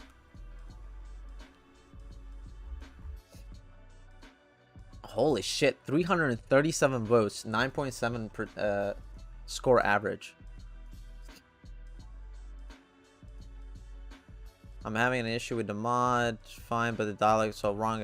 Every conversation is wrong. I downloaded revision TNM via Steam. I'm trying to make... Okay. So maybe we do this. But should we do like a... Should we do a stream? Should I play this live?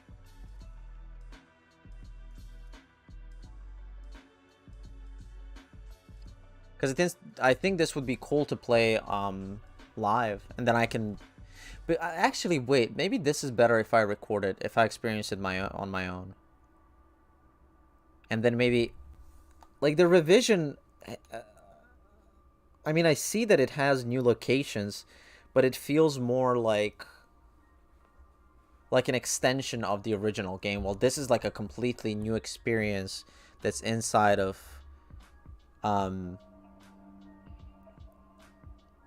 what is this?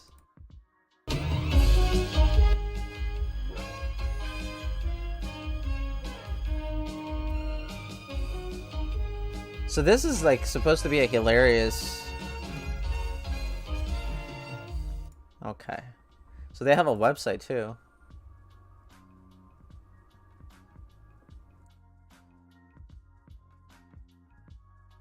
Interesting. I love this. This is super cool. So we'll see. I mean, I'll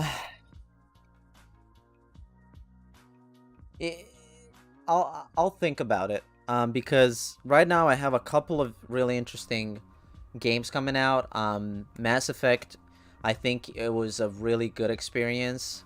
It's also sci-fi, and I think it's going to be a fun playthrough. So I'm recording the first game right now, and we're gonna work more on it, and then maybe I do the Nameless mod as a playthrough as well. And I mean, who knows? Maybe we do revision, like live streams. We play through it on maybe like a lethal playthrough instead of... Or actually, no, I did do a lethal playthrough the first time around, so maybe I do revision as non-lethal. That would probably be fun. Here, have a pair, Jensen.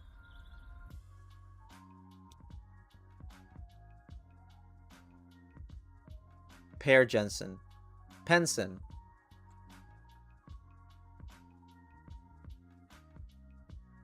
It's a badass... Like, I'm so... Like, I don't even have a PlayStation 4. But I'm so glad I got this guy. I got a collector's edition, like a PS4 collector's edition. I have the box somewhere.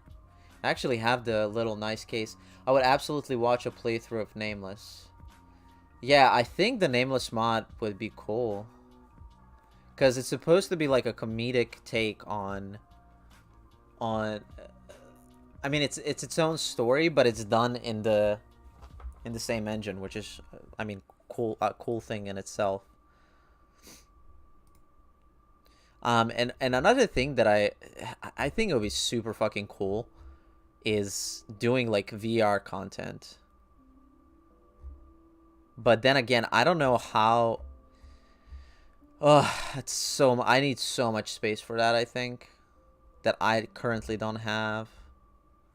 So maybe if I move out or something, that would be a cool thing.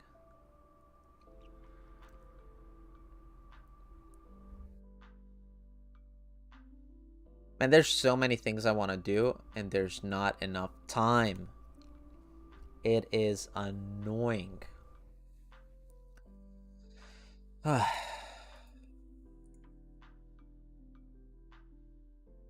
Anyway.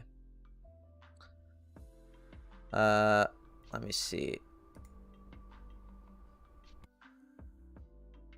I need to fix something up real quick, guys. Give me just a second.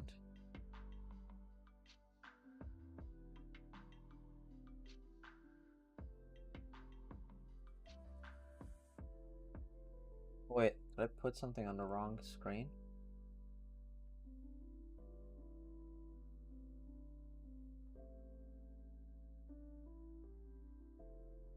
There it is. Okay. So currently I just have a lot on, not my mind, but a lot that I want to do with the channel. Exciting news, actually. I will be doing a retro-ish gaming store. I'm going to start with some clothing.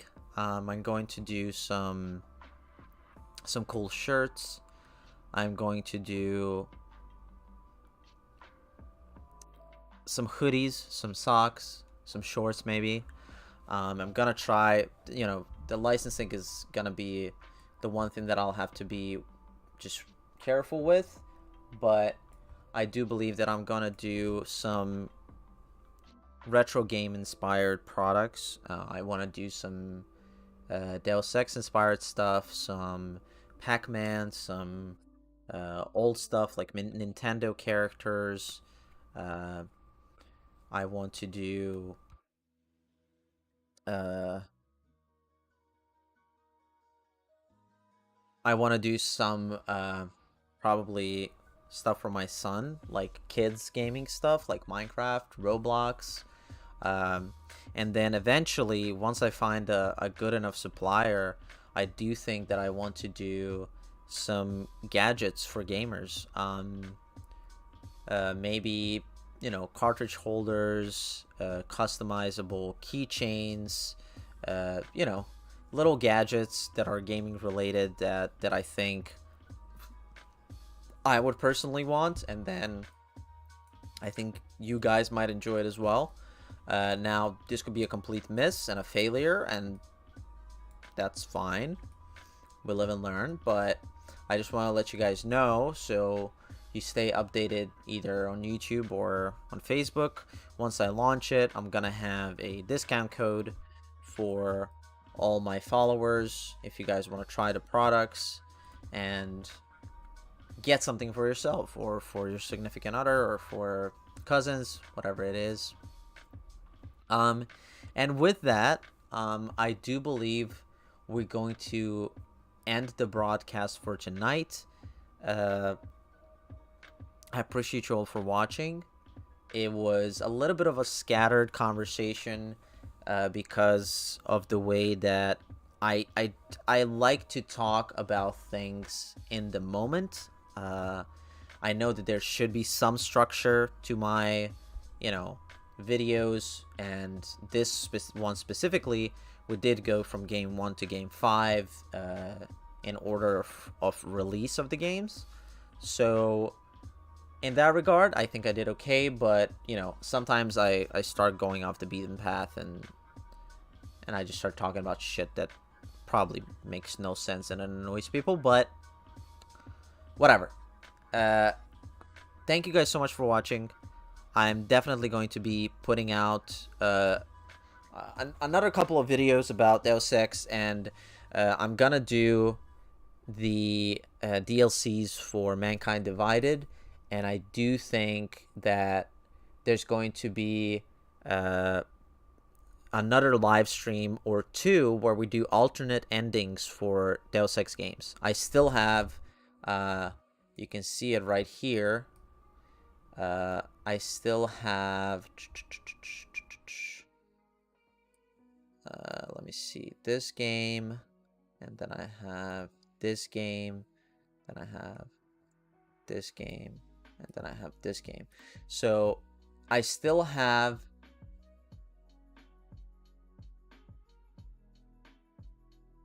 yeah, Mogus, thank you so much, man. It was fun hearing your thoughts about all the games. You retained a lot of information from them, even though it's been a while since you played some of them.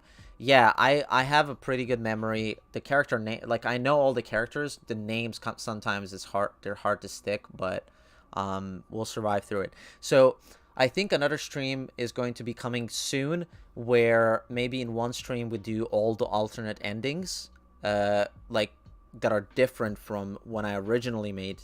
Because in the DX1, I chose the path of merging with Helios. In Invisible War, I chose the path of merging with JC Denton and Paul Denton. In Human Revolution, I sided with Seraph. And then in Mankind Divided, there was no choice. But we're going to do another live stream, and we're going to do alternate endings for all the games that have those choices.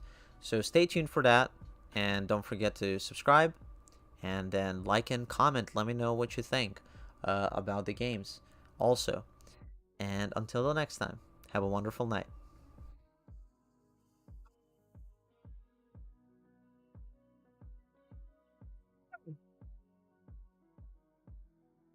All right, peace, guys.